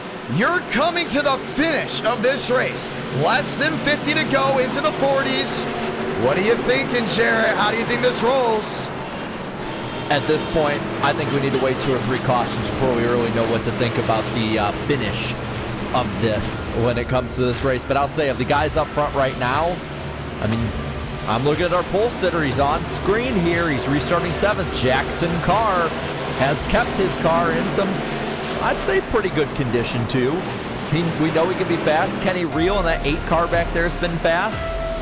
But at this point, somebody who's completely off screen like Tanhart could be back up soon. It's never over till that checkered flag waves. Ladies and gentlemen, let's get ready to try this one again. Josh Kenyon, William Schmidt, Brummett, Person. So many drivers going for it. Let's look at last year. Daytona with the Next-Gen. The last 50 laps, I thought we were never going to end it. Caution after caution. They had the new damage model to work with and a fast repair. This race, you can get aggressive late, but you don't have the new damage model, and you don't have a fast repair. A lot of things to look at as you get ready to go for the green flag. Crowd back on their feet. And I'm telling you, man, I think that what we've seen, these guys need to take it easy. take it easy because there's so much time left with this package, and you're probably going to get a green-white checker. Take care of that car for the love of anything that's good. Let's get ready to go green. Armstrong, Mose, Schmidt, and Brumney. Lap 115 of 160. We're back underway. Demos isn't going anywhere. Brumney to the inside, lines in with the inside lane. That 9 car flying back. Now Brummett is past him. He drops in 4th right in front of Person. Page back to 13. Josh Kenyon back in 14th. All lined in. You still have the 21. Frank Corley trying to get it done. A move to the outside for the 9. Armstrong blinking again. He's lined in with Schmidt. Towards the back, Justin Champagne tried to take him 3 wide for a moment. Now the front 2, Armstrong and Schmidt, tandeming away. But here comes Brummett. Oh, that outside lane has just fallen apart completely. The first time tonight we've seen it. Here comes Kevin Champagne around the outside of the 21. William Schmidt top of the board, lap 116. And Jackson Carr up to the podium, P3. Lined in, working strong. 1, 2, 3, 4 machines in line. The 20 machine of Armstrong downstairs. Lined in with Horley. River Page on the outside. Still lined in with the 9. What do you do if you're Jackson Carr? You're not getting a lot of help from behind. Do you brace or do you go to the bottom? Can't do it now. I think that 94 is going to get a big run, but they also have put a huge distance between River Page up top. You might just have to have them all come down at this point. A lot of these guys are fading from the damage. Some of these guys fading because they're left out to dry. Here's Kenyon on the bottom. Lined in with Horley. All watching on. The battle for the best is on. Toyota, Chevy. Chevy put a Ford in the mix, lap 117. And you looked at Page trying to maybe duck out for a moment, either get air or try and make a move. Neither is going to happen now. Front 4 clear of the field. Brumness just shoving William Schmidt to the high banks of 1 and 2. Jackson Carr is just watching this thing go down. Schmitty holds on to it. Once again, he won the Ford 400 back in December. What a way to get your second if you can get it in Daytona. Armstrong, though, beating the back bumper of Kevin Champagne. He's got Horley behind him. That bottom line is organized. Brumnett in second. All over the back end of Schmidt. Push, shove, shunting his way down off corner exit. Jackson Carr, the driver that started off pole, continues to watch on lap 118. And that front 5 now has cleared the bottom line. They're getting a big run. Bottom line just not making it happen. Kevin Champagne on the bottom, back there in 6. Jackson Carr on the outside, lined in with River Page. What's gonna happen behind that can lead to these drivers moving forward? Baker knows he has the car to run to the front. He's just tiptoeing and watching on that outside lane. What's going to be interesting to watch is that side-by-side battle there, the first on track between the Champagne brothers. Does Justin clear and go low or keep going forward on the top? Everyone else continues to watch. Here comes Baker out of line. Lines up there with the 94 there is Champagne. Moving all the way to the front. Lap 120 this time by. River Page looking low again, not making any move, and TCB leads them low. A lot of stragglers from 20th on back. This is a 19-car group working their way back to 1 and 2, and all hungry and excited to possibly find victory lane. River Page back there in 4th has now worked his way up front. Justin, Kevin, Joseph Armstrong, Frank Corley, Dirk, Smog on each end of this machine has now continued to go out and fight and claw their way to 3 and 4. But Brummett is addicted to the back end of Schmidt. He has not left him yet, glued there. What can Jackson Carr do back there in 3rd? He still has Page in line, but he can't find a way around Brummett and Schmidt. They're just flying their way back to turn 1. Well, the top 6 have broken away from not only the bottom line, but the entire pack. There's a gap there now being filled up by Gavin Austin. The bottom line breaking up that high side, starting the train. Keep an eye on it. The question is, when is it feeding time once again at Daytona? Couple cautions have been scattered through this entire race, but we haven't seen it yet where it's just annihilated the entire field. Couple of stragglers way in the back. Everyone watches the 16-car herd working their way back to turns 3 and 4. Justin tried to have a side draft, goes to the high side. Now Armstrong goes to the bottom with him. 3 wide in the pack. That high side gaining even more cars. There's Panetto on the apron out of this one. It needs a miracle to find victory lane. Brumnett still lined up with Schmidt. Jackson Carr lined up on that outside lane. It's now a bullet train, and here they come thinking, when do we make the move for the win? At this point, I think you just got to ride around. There's a bit of a gap there, I should say, with Armstrong away from the top 10. That line is starting to get a little further away from the pack. Do you think they're trying to make a run or just stay safe? I like it. Personally, I love this. It's about time you got to the point where it's like, hey, what do we do? Do we sit in line? Do we go for the win? Do we get aggressive? You know what? With 40 to go, this is the smartest thing you can do right now. Some may say, oh, single file. Are you serious? I'm saying, let's let it roll back to the start-finish line because they're not going to win on the last lap. They're going to go with 15 to go, 10 to go, and 5 to go. Burn these laps off and give yourself the shot to win when that white flag waves. And just as we say that, Armstrong down on the bottom trying to make things happen with Champagne. Can't, but now Kevin Champagne and Baker are back with them top 8 pulling away. They're trying to go in and fade out the drivers that had that damage and couldn't take care of their machines. Balderas back there with Person, back there with Horley. A 19-car herd now separated by about 2 seconds. Worked their way down off corner exit. William Schmidt is loving it. He has nothing but a line behind him working lap 123. Top 19 all in this little chess match. Who goes and who goes when?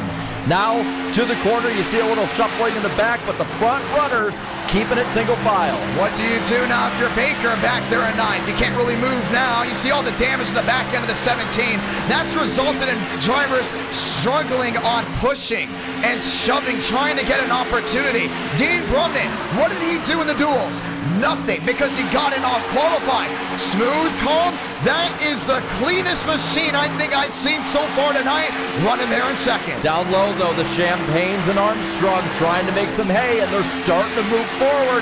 Nobody else has went with them, though. Everybody bullet train on the top. Now Baker tries to go with them. All 4 drivers, now 5 in a chat of their own. That's River Page to the inside lane.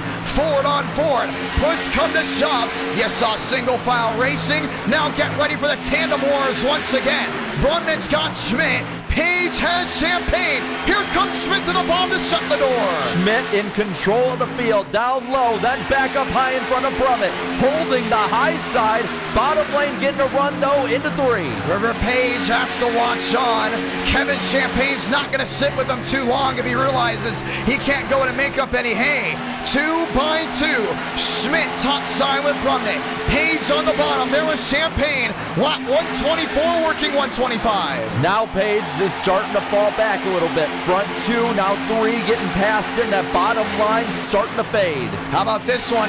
Now it's 2 distinct packs. These are the drivers that have just dropped off the face of the earth because they side-drafted each other. If you can't sit single file, you get too aggressive, you could be left out to dry. This race could go green to the end. And we're seeing it with all of them up top. They're all sticking together while these 5 are trying to just do the opposite of whatever they do. It's not working. Top line, top guys are starting to prevail. This is what you do right here. Put drivers in bad situations. Get them out of the way. That's less drivers you have to worry about going for the win. Down off corner exit. Lap 125. Lap 126 this time by. Page and Kevin Champagne are on an island, and it is very lonely down there because nobody else is going with them. Top side has almost everyone in this main pack. 11 of the top 13. Baker lined up with Lyons. Lyons is there in tow, still locked in. Gavin Austin, apparently he was complaining after that last wreck. Well, good reason why, but he's there in 5th, still not out of this race. This is looking like a race out of Days of Thunder. When they ended that race, it got tough back there. A little blink in the back. Well, and there's a line in the back. That whole group fixed it up. Now they're trying on the bottom, seeing if they can maybe go the shorter way around the track and catch that top group. These are the machines, all bent out of shape. Timothy J. Moore is back there with Burns. They have a car to win. No doubt about it. The problem is, though, they're so far back, they don't have any draft. Here's Balderas, another one. Far back, no draft. If you can't stay in the draft, you're dropping back. Lap 127 to 160.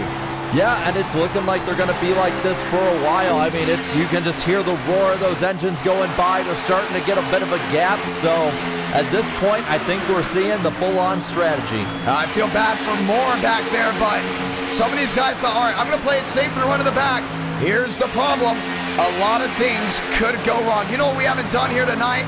We haven't gone ahead and turned it up.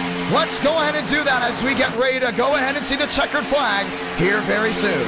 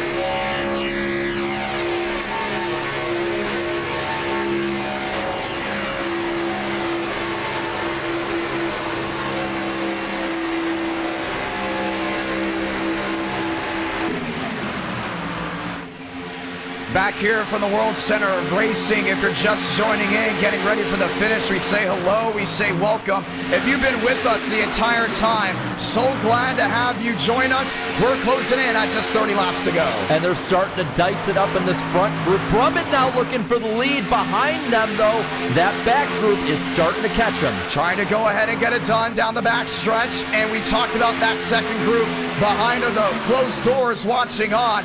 That's an interesting group back there. You still got Thurston, you got Real. That's 3 or 4 machines kind of just trying to get back up into contention, but it's getting dicey up from when they work the 3 and 4. Yeah, Brummett leading the way, and now you got Champagne, Armstrong, and the other Champagne all behind him. That bottom line finally has the cars and has made the move. What do you do if you're Jackson Carr? You at one point led this race. Then you dropped to the back and said, we'll get there at the end. We're going to try to get something late. He's now running second on that outside lane. They're back 2 by 2 off corner exit this time by. That bottom line starting to get the momentum built up. Brummett is clear. He can go wherever he wants. Now Champagne, where does he go? He follows behind him. Schmidt getting run up top. Oh yeah, and we're also coming up on lap traffic. Everything continues to dice out. The lap traffic will definitely be make or break at some point during this race. Moore and Burns, they're sitting 17th, 18th, way off the pace, out of harm's way. Here comes Matt Skipper to the bottom. Schmidt, Brummett, Dean Brummett leads this one, lap 132. But Schmidt is not going away. Jackson Carr, your pole sitter, pushing him up as they go past the damaged car of Blue Jimmy. That's Panetto downstairs, out of the way, just trying to finish this race as he limps his way on the apron. Here comes Kevin. Oh, Spencer Burns into the outside wall. There's a wreck in the pattern, and the caution's gonna wave. Luckily, we didn't have a huge amount of cars taken out. Great driving by the leaders scattering out of the way. Frank DeAngelis, a lot of damage as well. Well, if you pit here, you can make it to the finish, overtime number 2. You got to pit here. Everyone has to come down. What happened back there? They're not even racing. I have no idea. Well, I guess it's time to go ahead and take a peek. So we're going to go find Spencer Timothy J. Moore just spun him while pushing him. And he just tries to keep it up towards the wall to stay out of the way of the front guys who are coming, these lap guys. Wow. And a great move by him staying up there, though. If he didn't stay up there, there was no caution. Because from our eyes, it looked like, oh no, here comes the herd. Throw it now. We threw it. Now let's go check inside with Timothy J. Moore to see if that was intentional, and we will call it out on stream if it is. Let's watch here. And if it's not, it's just... But look at the damage on the back end. I think it's how you line up with the rear end. With so much damage on these cars at the rear, it's so easy to slide off. If you're that far back, why are we doing this far back? It doesn't look intentional, but... It doesn't look intentional, no, but it's just, if you're almost a full lap down, I don't know, that's rough. Thankfully, everyone from lap cars to the front pack, smart, evasive driving there. Nobody else got collected. And we'll have them pit, rack them up, stack them up, and go at it again. The question is, do they penalize more? I don't think so, because Burns went up the track. Yeah. That was the big thing to me. Well, that Burns was went up the track. That was a smart move with him staying on the wall, because had he tried going back down, there is no way he doesn't wreck the entire field. Correct. I agree. Well, this puts them all back in it, and you can see that they can go ahead and make this a strategy race. Keep that in mind. Pit road, it's wide open. And everybody's in right now. At this point, you can't be keeping it in the back. There's going to be less than 25 to go when we go green. Brummett has the lead, and it's Nathan Lyons in second following him out. That's big. That's gonna go ahead and make things interesting. Timothy J. Moore will be going to the tail end of the longest line, and that's exactly what he's gonna go ahead and do. Well, this is gonna be fun. Yeah, because at this point, you just go all out. There is not any holding back, I think, anymore. Only just getting yourself in position to win this race. Brummett has been pretty much out of the picture until about the last 25 to 30 laps. And all of a sudden, with that pretty much undamaged car too, he might be a favorite to win this thing. Things should get exciting because we're closing in on 25 to go. And if you watch Enter Night, you know when it hits 25 to go, cat's out of the bag. They don't care who you are, what's your name, how nice your paint scheme is. You're going to be going backwards. Yeah. If you go ahead and get in someone's way. Well, we see ahead of Brummett, Person, Baker, and Skipper probably trying to get a wave around here. So 3 cars trying to get laps back. I think Skipper's a few more than just one back, but the others probably trying to get back on the lead lap or at least close to it.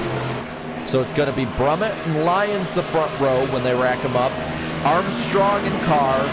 Then Gavin Austin finishes the top 5.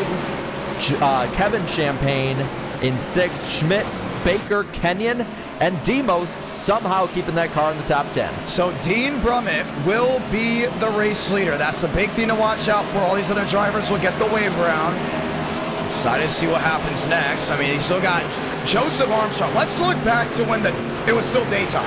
Yeah. Joe, we thought, was out of the race. I thought for sure. When I saw Andrew Cootie wreck, I thought, are you serious? I looked at a group chat that I was in, and they're like, there's no way. There is no way that just happened, right? But Joe doesn't give up. That's one thing. Love him or hate that 20 machine. They call him hack strong. They call him all the things in the world, you know. And then there's the people that love him, and they support him nonstop, like him or hate him. He's never going to give up. Until that engine blows, he will not give up. And it's been an amazing comeback for him tonight. He led the most laps in February. We knew he was going to be strong. But coming back from a lap 11 wreck to now possibly winning, going for the win for sure, being up in the 3rd, 4th spot, it's been a mighty impressive night from that 20 car. And we're looking here, they're doubled up, ready to go. Half a lap from now, we're going to be back to green. Let's get ready to try it again. The 3rd ever NWP 400. First one, Talladega with the Gen 4. Man, that feels like a million years ago, doesn't it? It really does. Whole different world. Second one, Daytona with the Next-Gen. That was a cosplay event. We made it all the schemes from the 2021 Cup Series. Year 3, we let them pick and choose what schemes they want. 6,300, over 300 wanted to go ahead and race this event. 200 actually found the sign-up form. And now here we are, the final 40 guys, and now maybe less, getting ready to go for $800. I can't wait for this finish. I can't wait to talk about this finish tomorrow night on Danny B's channel for the NWP. It's going to be a lot of fun. Let's get back to green. Lyons, Brummett, 25 laps to go in this race. The question is, who will find victory lane? Let's find out. Brumman shot out of the cannon. Does he go to the outside to work with the 17? He does. And that leaves Armstrong now leading that bottom line with a push from Gavin Austin. Front two tandeming to speed. Joe downstairs has the 22 in tow. Jackson Carr on that outside still lined in. Nathan Lyons trying to get it done down on that inside lane. 3 wide, Kevin Champagne. Jackson Carr going to be left out to dry in that Air Force machine on the bottom. Nathan Lyons gets the push from Armstrong. Brummett gets the push from Champagne. Takes the last boat out of the lead and is going to drop all the way to the rear end. Brummett, Kevin Champagne, TCB's now lined in on that outside lane. 3 drivers just shoving their way down off corner exit. And now TCB looks up high, goes back behind Kevin Champagne. Thought for a moment he could make the pass. Brummett continues to lead. Now the top 2 clear, but Lyons getting the run low. Push comes to shove back to 1 and 2. Here's Kevin Champagne on the inside. Has Baker right in tow with him. He's going to just clobber the rear end there of the Mustang. Kevin Champagne looking for his second ever eTicket event win. And they just leapfrogged that 07, went from behind him to in front of him. He's now third. Lyons trying to get the run with Armstrong, but up top, Champagne and Baker are strong. Nathan Lyons has Joseph Armstrong in tow, and it's the push and the heave to the high banks of 3 and 4 that keeps the 17's hopes of winning alive. But they're still got to find a way around that 94. 23 laps to go.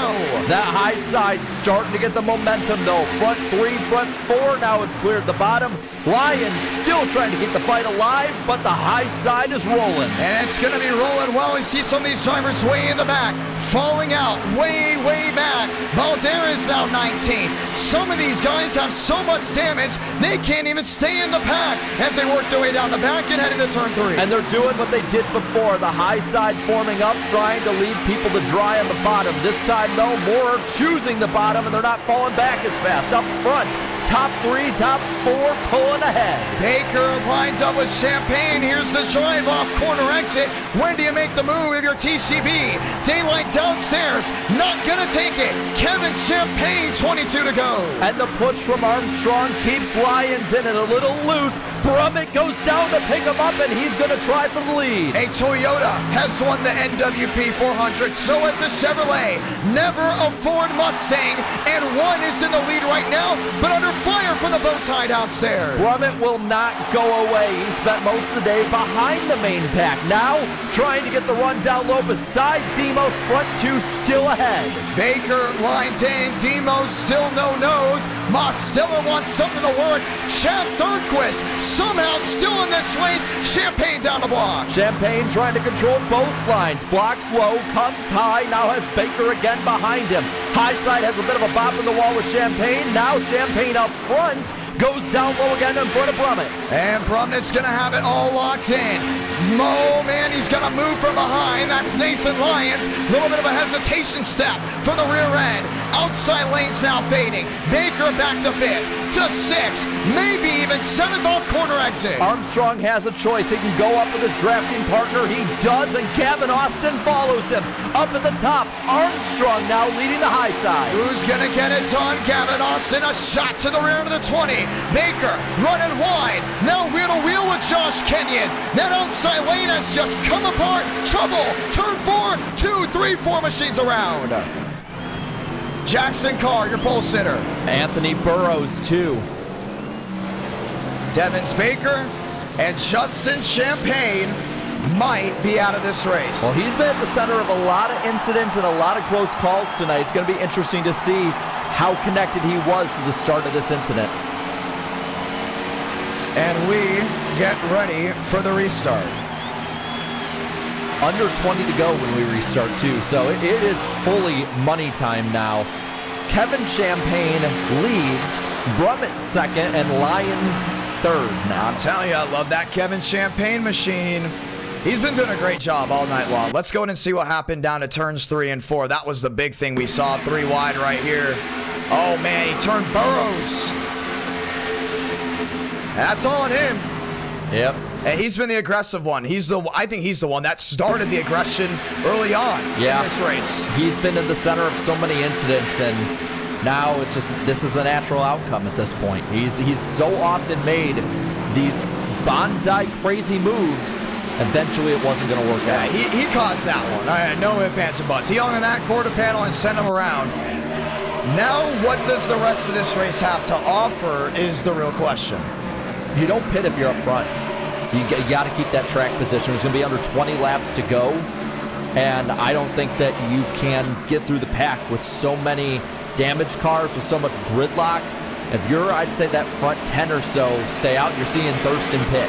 Well, at least said he was, but yeah, I don't see you pitting if you're up front. It looks like it's about 15th on back going down pit road. Well, things should get interesting with 19 laps to go. We're going to be working 18, maybe 17, 16 to go in this race. Who's on pit road? No shock here, Jackson Carr. And all the other drivers involved. Timothy J. Moore hasn't been going anywhere, man. I mean, not even close. What is going on with him? I don't know. Dale Tanhart, he's on the lead lap. Spencer Burns on the lead lap as well. So about 15th on back, we're on pit road. We'll see if that works out in any way for him. At least we know everybody's good on fuel. Now it's just, like I said, a matter of track position up front. And these are drivers, well, not Pinetto, but Horley and Frank DeAngelis have a shot at winning. They have a nose and a rear.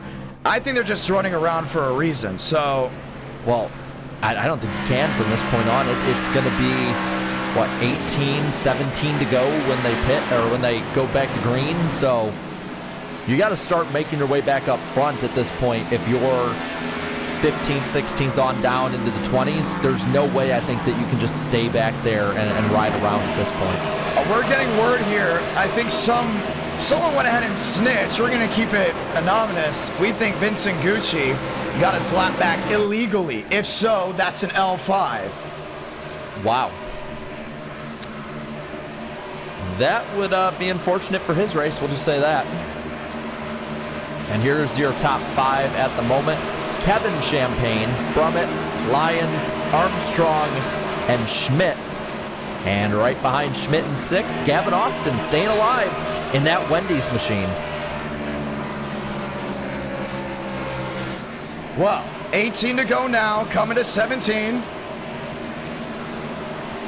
And we get ready to see, oh man, there's more than one person calling. They're saying, hey, and there's a reason why they're doing it. You know why? How many incidents did Vincent Gucci cause? That really didn't need to happen. How many did he cause? And 2, how many are caused now that could get him back in this fight when he shouldn't be? Things should be interesting. And they're doubled up, ready to go. I don't see a single car left outside of Brummett that doesn't have damage. Maybe Kenny Reel towards the back in that 8 car, but he's 15th. But of the leaders, I think Brummett's the only one without much damage. Maybe Baker. He has a little bit of cosmetic damage, but this is really just a grinded out, hard-nosed race. And man, it is, you can just see every car.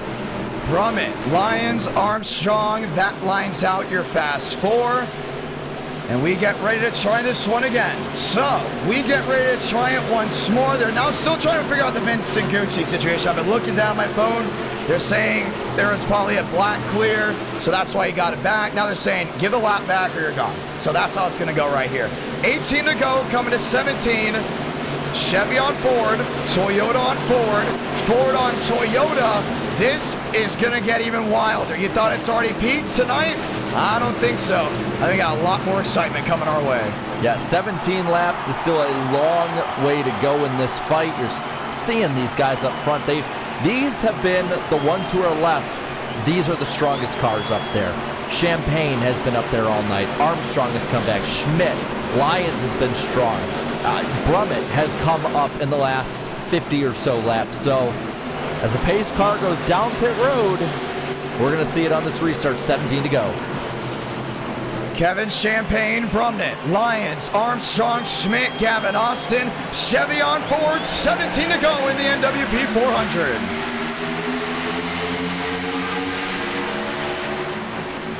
Baker back in 8th up the 7th. The outside lane has just collapsed. Here comes Lyons now downstairs. Lyons had went up with Kevin Champagne. It didn't work. He went low. Brummett pushes him. And now Brummett in second with Lyons first, 3 wide behind him. Chevy on 4, top 2 now pulling away. What do you do if you're Kevin Champagne? Lined in with Joe. Armstrong at the bottom. The tandem wars are back between the fast 4. Top 6 all in tandem drafts, and right now it's Kevin Champagne and Joseph Armstrong prevailing. Joe's trying to get it done. Down off corner exit Lyons. The roller coaster ride off the outside lane. Ford on Ford. Sweet 16 remaining. Lyons leads at the line. Brummett giving him the tandem push. They're clear, but not anymore. Brummett's trying to get it. Here comes Lyons to the bottom, all the way to the inside. Ford on 4 downstairs. Chevy on blue oval. Dean Brummett trying to do it on his own. And he's gonna get to the lead with a push from Gavin Austin on the high side. Baker, Demos, they're following behind. Top side now gets the run. Nathan Lyons, Kevin Champagne downstairs. Gavin Austin gets tagged. There he goes, off the nose of the 25. Baker's up and over. Kevin Champagne is in the fence. The big one strikes on lap 16. Let's rephrase that with 16 laps to go. Joseph Armstrong is in it. James Thurston is in it. Byram is done. Jumped. Balderas. And it just took out everyone up front. Who's left in this race? Everyone was in that. I mean, you're seeing the damage here from Balderas. Nothing left of his nose.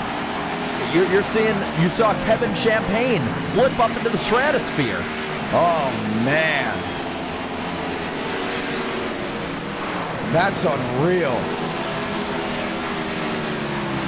And that's just going to end the night for a lot. Gavin Austin, huge damage on his car. I think Baker started that one.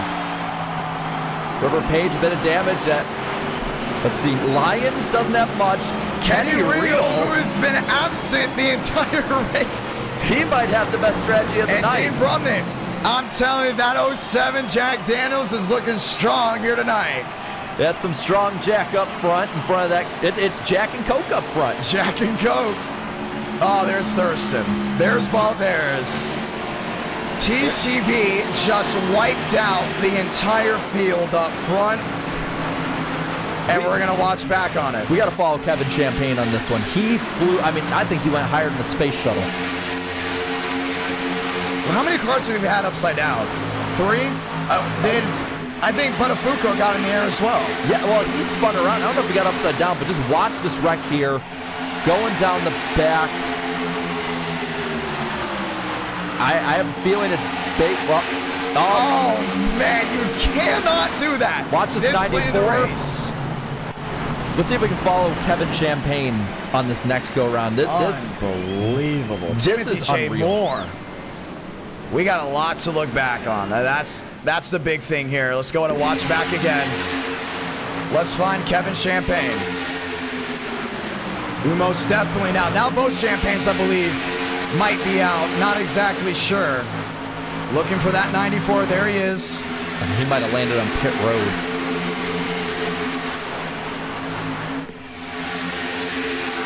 Watching on, seeing what he can do. That's Baker. It's Kevin Champagne. This is the move. Joseph Armstrong's done. Kevin Champagne got stuck in the wall. And Baker is just going like a top. Timothy J. Moore somehow holding on. James Thurston then getting hit right here. Gets hit again up the track. Lost the nose of his 4 machine. Frank Horley had a beautiful view of it all. Let's go. I don't know how Frank Horley got through this wreck, but we're going to find out how. Unbelievable. Wow. They're going to win. You're going to have to go ahead and be smart. We continue to say that. But I think in that scenario, you can be as smart as you can. You're stuck in the middle of that, you're done. That's just how it goes. And with 14 laps to go, this is your top 4. Brummett now has a little damage. Demos, no nose. You ever seen Guardians of the Galaxy Volume 3? Yeah. You know the bunny? Mm-hmm. That's Demos right now. Okay? I think it's floor, if I'm not mistaken. Yeah. Okay? Third-Quist, Lyons back there in fourth. Schmidt, Kenny Real. How Josh Kenyon has no damage, I have no idea. There's a lot of guys that have been avoiding wrecks by just laying back there. And I usually say that's not the move of the eTickets because there's so many smart guys. But you know what? This is the golden goose to find victory lane. Kenny Real looks like he just got unloaded off the truck with 13 to go at this point. He has the cleanest car out there. Look at all of these junked up race cars. And then there's that 8 car. 1 lap till the green flag. Ladies and gentlemen, there will be just 12 laps left in this race. It's been electric. It's been exciting. The sports have flown on a Tuesday night.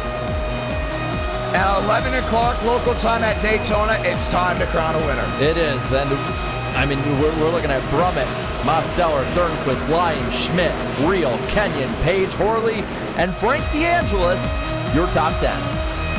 Thornquist on the bottom, Lyon, Schmitty, Kenny Real trying to do it in the 8. The Budweiser 8 to go in and be exact.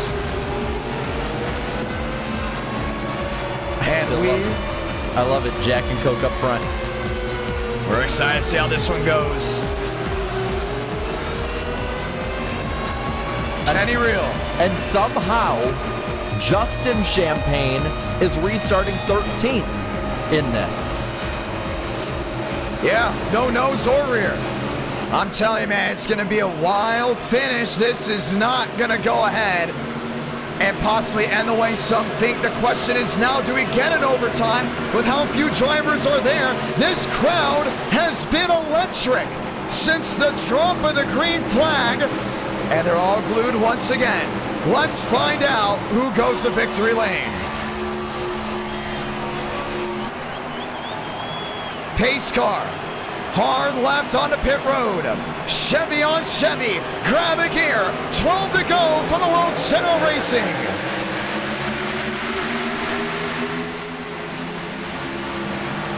Bromnant way out in front. Chad Thornquist on the bottom. Lined in with Lyons. Bromnant trying to break that trap down to 1 and 2. He's got to stay low. That's the line that's going. Demos holding everybody up. And you see him sliding back outside the top 5. Kenny Real on the bottom, lined in there with William Schmidt. Does he have help from behind? Not a lot. Demos on the outside, lined in with River Page. Josh Kenyon lined in with Person. Person's trying to find victory lane. River Page leaves Demos out to dry now. Up front, Kenny Real, and the leaders up towards the high side. 3 wide in the pack. Chad Thurn caution. Must have been way in the back. I don't see Spencer Burns here. Yes, now I do. And we're looking to see exactly what happened. I don't exactly see what the caution was for. This should take us with Nathan Lyons as the leader with under 10 laps to go. Lyons, Brummett, Schmidt, and Real the fast 4. If it's a phantom caution, we'll get it back fired right away. AK, someone accidentally hitting the button. Mosteller didn't go there. His car just doesn't have it. He fell from front row all the way back. We might have missed it. I think Demos was up front. That's what we missed. Well, let's see.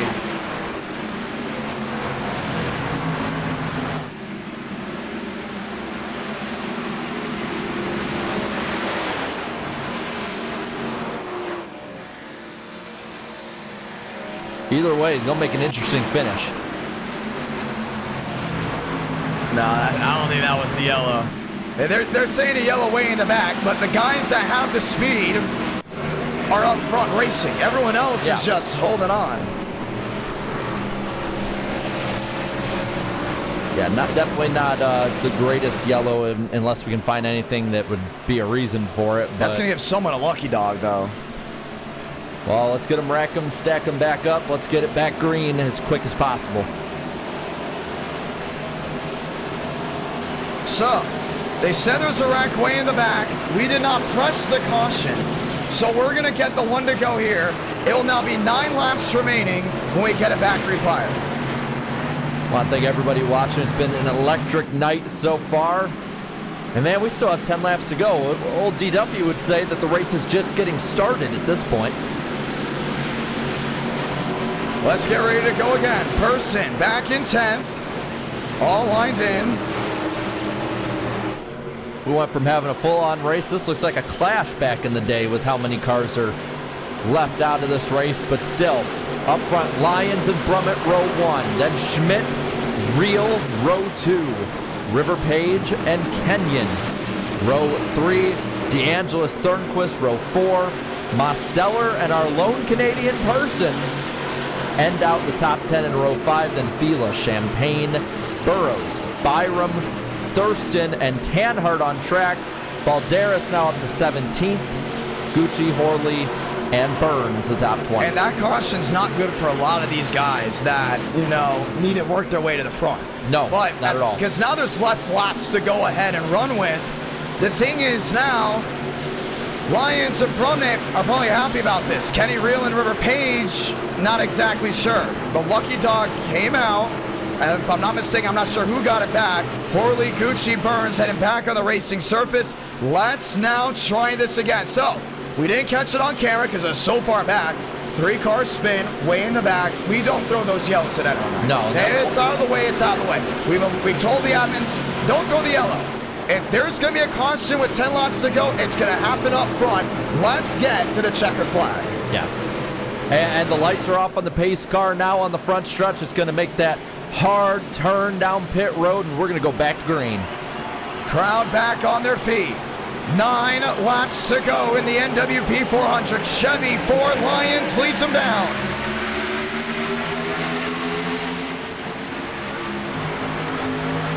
Demos out of the pocket to the outside. DeAngelis wanting some room. Person downstairs. Nathan Lyons rockets back to the lead. Brummett takes it back. He couldn't hold it that time. Now Brummett up top with the Bud Chevy behind him of Reel. Reel giving him the push, trying to get down the super stretch a second. He's going to give him a shot in the rear. Kenny Reel has not led a single lap here tonight. Dives it to the inside. Gets it back wheel to wheel. Kenny Reel rocket into the lead in 3 and 4. Now the 8 car leads the pack. A push from Lyons trying to get him out front, but that jet machine coming back. Here's Josh Kenyon, a no-show all race long. Now on the outside there at the 07. 8 laps to go from Daytona. And Reel trying to get that bottom line all organized up. But up top, Kenyon, Brummett getting the 2-car tandem going. Down low though, Brummett comes back firing on all cylinders. He's trying to get it done once again. William Schmidt on the bottom. Lines in with Lyons. Kenny Reel on the inside lane. Still has it wheel to wheel. 3 wide. 2-3 rows deep in the back. Everyone charging towards the front. That's Mosteller and Justin Champagne making the 3rd lane. Bottom line stays intact. And Kenny Reel in the 8-car leading with 8 to go. Brummett outside trying to get runs. Here comes Kenny Reel. Gonna have to go to mirror drive on each end of this speedway. 8 to go. 7 to go here at Daytona. What do you do if you're Nathan Lyons sitting in 2nd? Top 2 have the option. Behind them, double file, but Schmidt coming up to join this battle. He looks high. Trying to get it done. Nathan Lyons up to block, locks it in. River Page on the inside. Another Ford in tow. Nathan Lyons, new race leader here late from Daytona. Now it's River Page behind that 8-car, but the bottom stacks up. Brummett looks high. Schmidt in the middle. They go down low to block that lane. Wheel to wheel. Nathan Lyons, your race leader down that inside lane. Oh, he almost got turned. That was by Schmidt. Brummett on the outside. Josh Kenyon now in the mix. 2x2 off corner exit. Double file all the way through the pack now, but Brummett fires ahead with another push from Kenyon. 6 to go. Josh Kenyon driving the race of his life. What lane do you choose? The top is open. The bottom is open. He stays in the middle with the 07, maybe creeping back to the inside. And out of the pack, Mosteller joins the battle with a push from Justin Champagne. Lyons trying to get up high is not clear. Time is ticking. When do you make this move? Josh Kenyon right to the rear. Just slams the back end of the Chevrolet. Someone's got to make the move out of line. Here comes Schmidt again to the outside. It's not going to work though. Reel looking low, has to let him in. Front 5 single file. Person enters this battle in 6th as they come to 5 to go. Here's Kenny Reel. He has a drive. Does he make the run to the outside? He has Person in tow as well. 6 to go. 5 to go from Daytona. Josh Kenyon waiting in the catbird seat, waiting for that last move off corner exit. Schmidt gets the push from Reel. So far, only 3 on the bottom. Nathan Lyons has nowhere to go. Now Schmidt goes up high. He's alone because Reel goes down low. Mosteller on the high side of the push. Kenny Reel downstairs. Might be gridlock. Demos pushing, shoving, trying desperately to get that outside lane going straight. He has no forward momentum. Josh Kenyon continues to wait in the wake. What do you do if you're the 07? He goes up the block. He blocks up high, and that's going to bounce around that top lane, but he stays in the lead. Single file on the top 4. Justin looking for a place to go. 4 laps left. William Schmidt trying to sweep Florida. The Homestead race back in December, the Ford 400. The winner of that. Now trying to get it done for the World Center of Racing. He sits second to the high banks of 1 and 2. Top 5 all the way back to Balderas are now clear of that bottom line. Nathan Lyons looking high. They have nowhere to go. The pack swallows him up. Oh, that outside lane is now probably the way you want to go. 3 wide, Anthony Burrows, Frank DeAngelis, Frank Corley up and into the fence. He's okay, we stay green. You see just the better nose there, the William Schmidt 79 as they roll their way off corner exit. Fast 5 have a gap. Kenyon, though, is getting the draft. A push from River Page. As they come to 3 to go, the 27 has the momentum. Who's gonna get it done from Daytona? Schmidt waiting, crowd on their feet. Brumnett is gonna be mirror driving these final 3 laps. And now, other than Kenyon, they're all single file. Brummett leading the train up top. Schmidt waiting to make his move with Mosteller and Champagne behind him. How Balderas has stayed together in this race, I have no idea. Let alone 3rd, 4th, 5th, and 6th. They know their last chance effort will come on the last lap. Schmidt waiting for that final move on turn number 4. Brumnett's got the brace. Just 2 laps to go when they come this time by. Coming to 2 to go, it's 11 cars breaking away. Those from 12th on back have fallen back. Only 5 miles left to defend for Brummett. Here they come, back to turn number 1. Balderas waiting in the way. Burns on the outside lane, forcing everyone to the bottom. They all start the conga line downstairs through 1 and 2. We've seen this before where Mosteller's been in 3rd. We saw it in May at Talladega. He ended up with the win. Schmidt makes the move up high. Now Brummett goes to block, and there's movement behind him. There is an incident in the back. They all get it refired. Let them race. Back to 3 and 4. Brummett, Schmidt, Mose, and Champagne. This is going to do it if they make it to the line. Now single file, there's a move from Reel, but no one goes with him. Brummett leads in the tri-oval. This is going to be the race sounded off. Sonora Blanca, 1 to go from Daytona. Schmidt's got to get it refired to go in and pass the 07. Schmidt has a gap now. There's about a car length between he and Brummett into turn 1. He goes high, has a push from Demos. You see the gap here? Not a move yet. He's going to wait, and he's going to wait as long as he needs to just get the drive off corner exit. Schmidt and Mose get collected. Here they come down the backstretch, working their way to 3 and 4.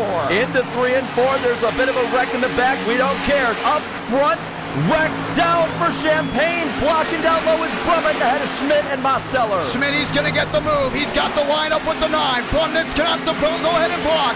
Final time on turn 4. Brummett on the bottom. Schmidt gets tagged. Dean Brummett victorious in the 3rd ever NWP 400. For once, the sitting duck wins the race. Mose 2nd, Frank DeAngelis 3rd, Kenny Reel 4th, Anthony Burrows, William Schmidt finishes 6th, and they couldn't get it to work together. No, it's just hooking bumpers together. The fireworks go off, though, for Brummett. He is an e-ticket winner. The 3rd driver to go ahead and get it done. And that's how it goes ahead and ends. Well, everyone expected an overtime finish. I think also because they had so much damage from the entire race, they couldn't find a way through. Dean Brummett cleaned his car out there. What do you do? Nothing. No, he played it perfectly. Stayed out of the fray until about 50, 60 to go. And now, after defending time after time, he's going to be the guy doing the burnouts on the front stretch. Fun race. We'll remember this one for a while. If you joined in at the finish, man, you should have lost everything from lap 1. I'm telling you that. And the 2023 NWP 400 winner goes to Dean Brumnett, NR Night in America, fueling victories all year long in a Chevrolet. Gets it done for the first time since 2021. It's going to be a lot of fun talking about this tomorrow on Danny B's channel for the NASCAR Weekly Podcast. 8 p.m. Eastern Time. You're not going to want to miss it. He's going to park it on the start-finish line, and we'll go talk to your race winner. Demo second. He came close to getting his first. DeAngelis third. Kenny Reel in fourth. And that is how it ended. But you saw it. They're trying everything to find a way through. Clear as day.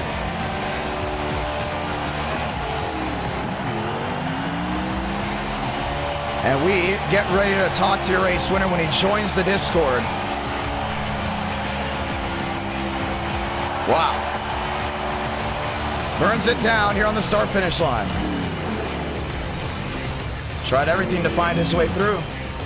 400 miles. Jaret, thank you for commentating this with us. Thank you for having me on. It was a ton of fun. Let's do it again next year. And that is how it went down. So many guys I thought were out of this race even had a shot. I mean, hats off to all these guys. And you expect the last lap pass, right, at Daytona. But there's so many storylines, so many things that happened during this entire race that made this race end the way it did. But the Jack Daniels 07 finds victory lane. Dean Brumnett, it's the John. You got a copy. I have a copy loud and clear, John. What is up, buddy? What is up, my man? Welcome to victory lane. Man, I tell you what, that is absolutely amazing. Thank you so much. I got to run a couple weeks ago when you did Truck Night in America, and I got the invite last minute. Had all sorts of problems up, down, left, right, but we did it, buddy. I tried to stay as patient as I can, and it paid off in the end. Well, it was exciting. Walk me through this entire race. I tell you what, I swear, I think if you go back and watch this, I missed every freaking wreck that happened. The drop of the green flag. And I mean, there were some, when we had the one big one, when everybody ARCA braked, I was just hitting the brakes, watching everyone go by. There was a few moments early in the race. I think it was like the first restart. I got taken 4 wide, and I thought I was about to lose it, and just said, nope, we saved it. Let's go to the back, count our blessings, and you know, just fought all night long, trying to fight fuel strategy there for a little while, and then cautions came out. I don't know what, if any, damage I had, but I felt like the car was about as clean as anybody's was out there. I think it was the next to last or last caution. I don't even know who it was. I'd have to watch the replay, but I was leading. They went to tandem draft down below me, and one of them got turned.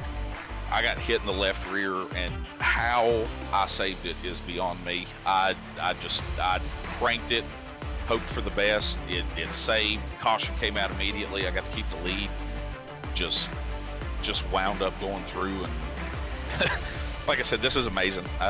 All the cars with damage, and I was the one who managed to stay patient enough to say, it had to be a fun event to race. That's the first thing, too. I mean, a lot of drama, too. I'm pretty sure you had to hear that the full 400 miles.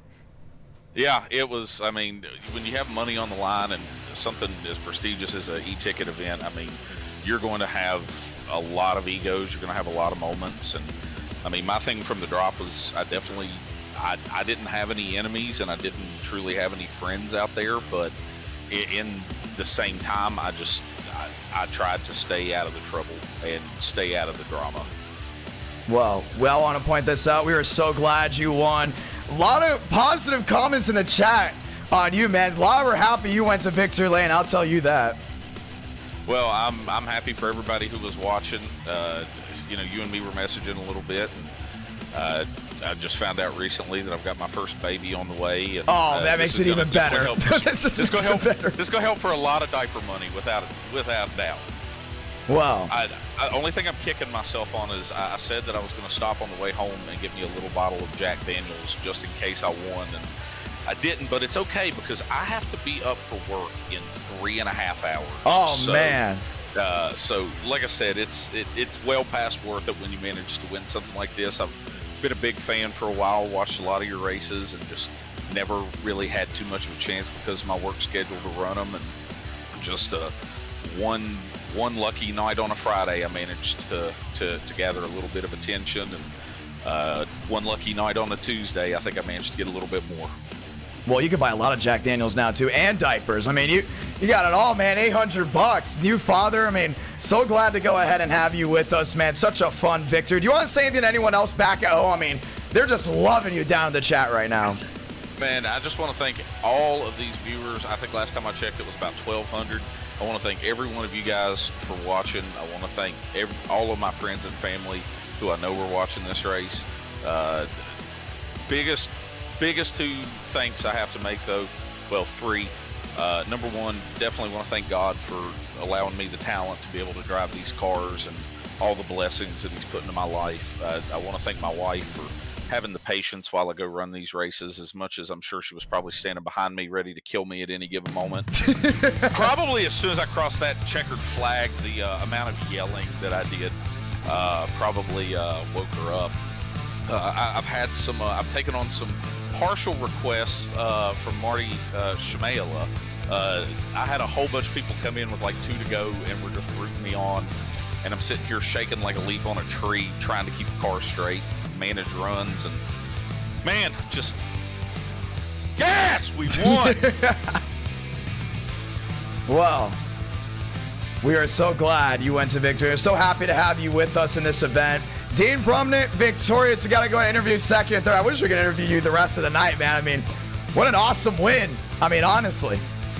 Hey, like I said, it's my first win. I think the first night I ever got to run with you, we were running New Atlanta, and I came within a lap of winning that in my first ever race. So, like I said, it's cool to finally get me one, and daggone it just feels good to get one with big money. So, like I said, John, I thank you so much. Hey, if you holler at the NWP guys, tell them I'm happy to come on the podcast this week and give an interview to them too. Hey, they're watching right now. I mean, you never know. That's totally up to them. That's a tomorrow thing, but I can't make that decision. I'm guessing Eric, Danny, and Jaret definitely would at some point later on. Well, I would like to tell them also, thank you for sponsoring this race.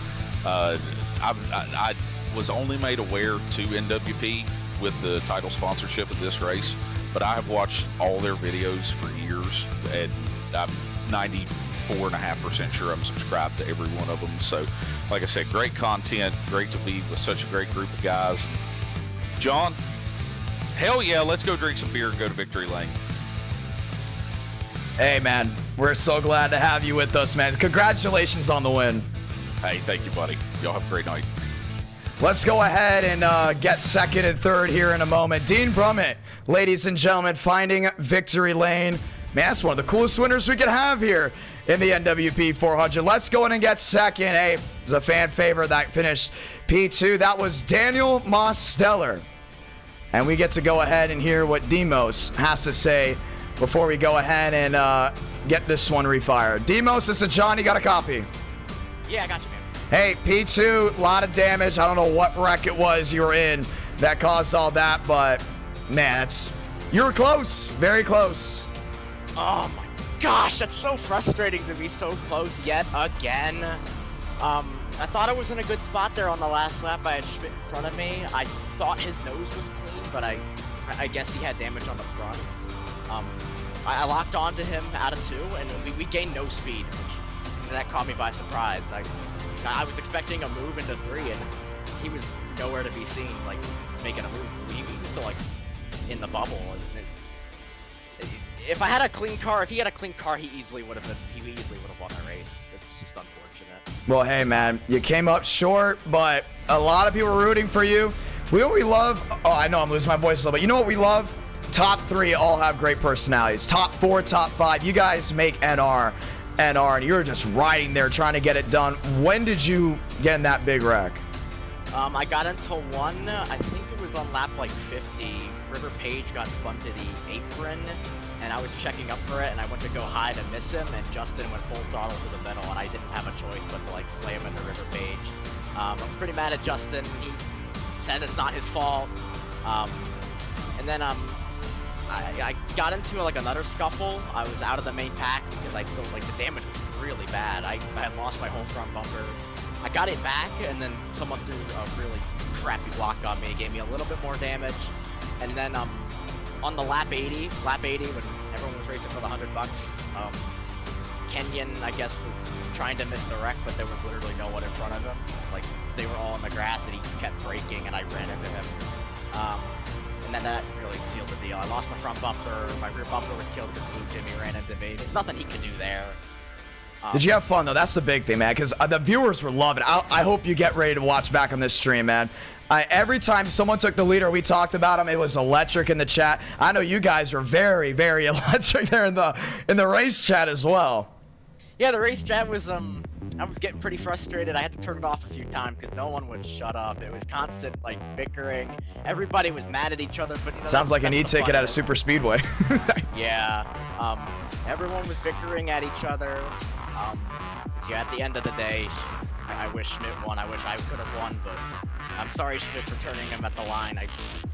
I didn't know he was even gonna make a move. I thought he was just gonna forfeit and take second place, but I turned him. I got second. I guess that's cool, but I mean, it's a good day considering I literally had a Eric Jones modified from the 2020 Clash, but I want to win.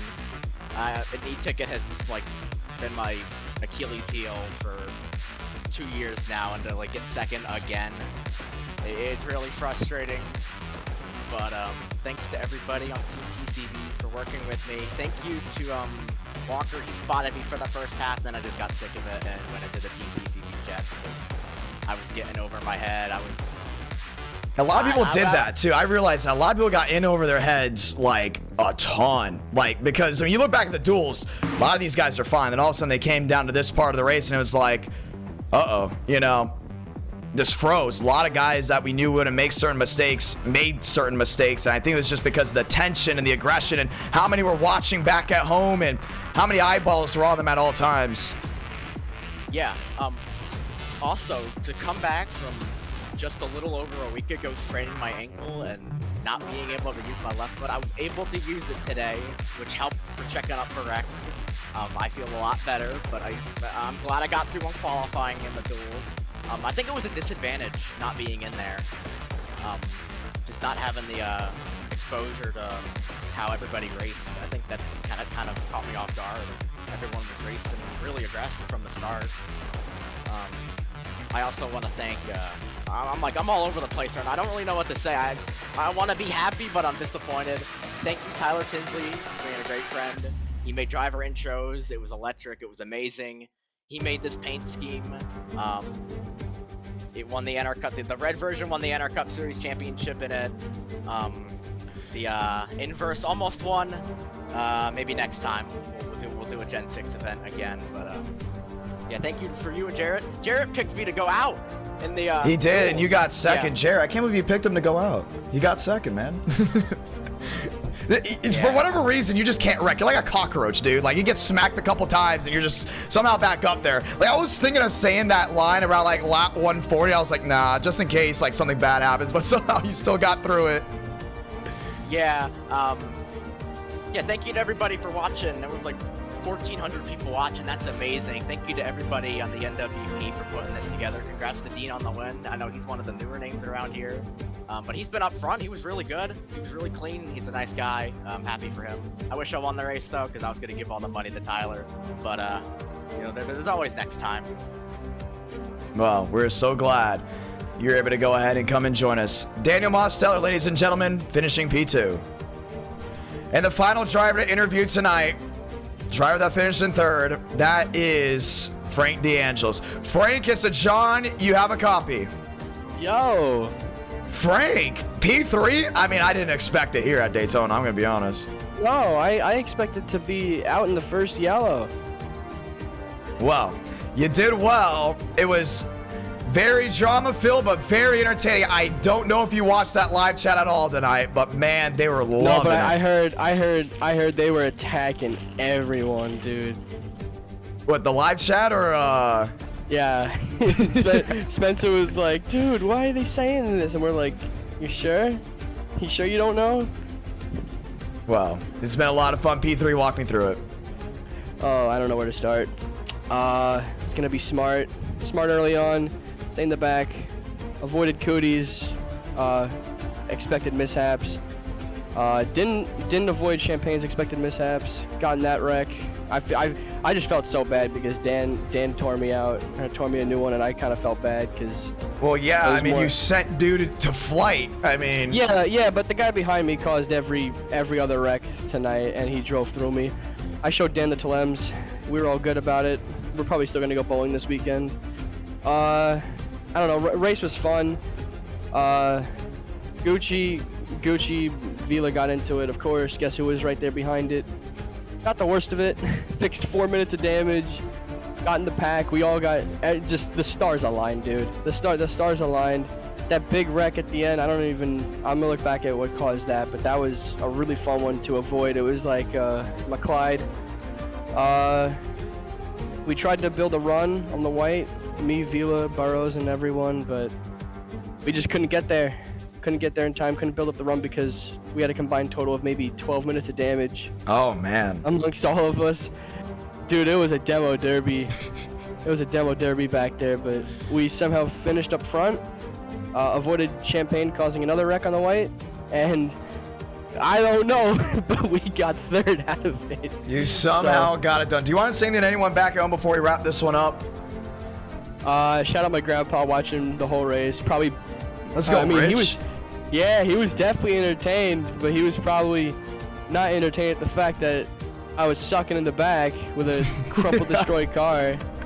But I mean, he didn't see me probably the whole race and somehow got third. So he was probably happy. I don't know what else to say. Max Singer, the boys, Michael Ford. I don't know if he's still watching, but he was texting me during mid-race. He's like, bro, just turn left more. I was like, I'm trying, and I don't know. I got back there, so I'm gonna show him I got third and see what he says. Well, we're so glad that you were able to go and join us tonight. Frank, household name to NR Night in America. And we can't wait to see you hopefully one day win your first ever eTicket event. Oh, it's coming. It's coming. For sure coming. I mean, I don't know if it's got to be the grassroots event that we possibly have in the works or another Talladega event coming up, but it's for sure on its way. Yeah, it's coming. It's gonna come out of nowhere. I already know it. I'm not gonna be the fastest car. I'm gonna somehow be running 12th all day, and that's how I'm gonna win. I'm gonna back into it because that's what I usually do, or at least that's what the haters say I do. So might as well prove them right. Congratulations. Thanks, bro. Well, 400 miles, no overtime, all came down to this. Guys, we're so glad you're able to go ahead and join us. A lot of fun. Very entertaining, and just like that, the checkered flag waves on the third ever NWP 400. Well, and kind of a crazy little stat here that when I was looking is that the leader at the white flag, if I'm not mistaken, has won each year. It's been a matter of defense. It has. Yeah. That is so true. Oh, man. Well, I didn't... Now that I think about it, that is true. So by technicality, you want to be leading on the last lap. That's 3 in a row. Wyatt Tinsley did not get past, if I'm not mistaken. Nope. And that first one, too, the big wreck took everybody else out that was battling for the lead at the time. So unreal. Amazing defense at the end there by Brummett. And as for the rest of them, man, it's just... Brummett's a good guy, too. People were asking, like, why couldn't they make a move? Oh, man, but this has now been a consistent thing. This is third in a row, and this is probably the nicest guy to win the race. I am so glad. Like, now that I think about it, it's like, one, I love the finish. I love the entire race before I say anything, but that interview right there, one of the greatest interviews I think we've ever had. I'm so glad it went on for so long. Well... we can't wait to see you tomorrow night on Danny B Talks channel for the NWP, the NASCAR Weekly Podcast, going with a complete rundown. And I can't wait to see you all next Tuesday for NR Night in America. Jaret, final thoughts. I want next year to come around. I want to do this all over again. This was a ton of fun. So I thank you all for coming out. And if John lets me, I'll be back next year. I can't wait for 2024, ladies and gentlemen. Have a great night, and we'll see you all very, very soon.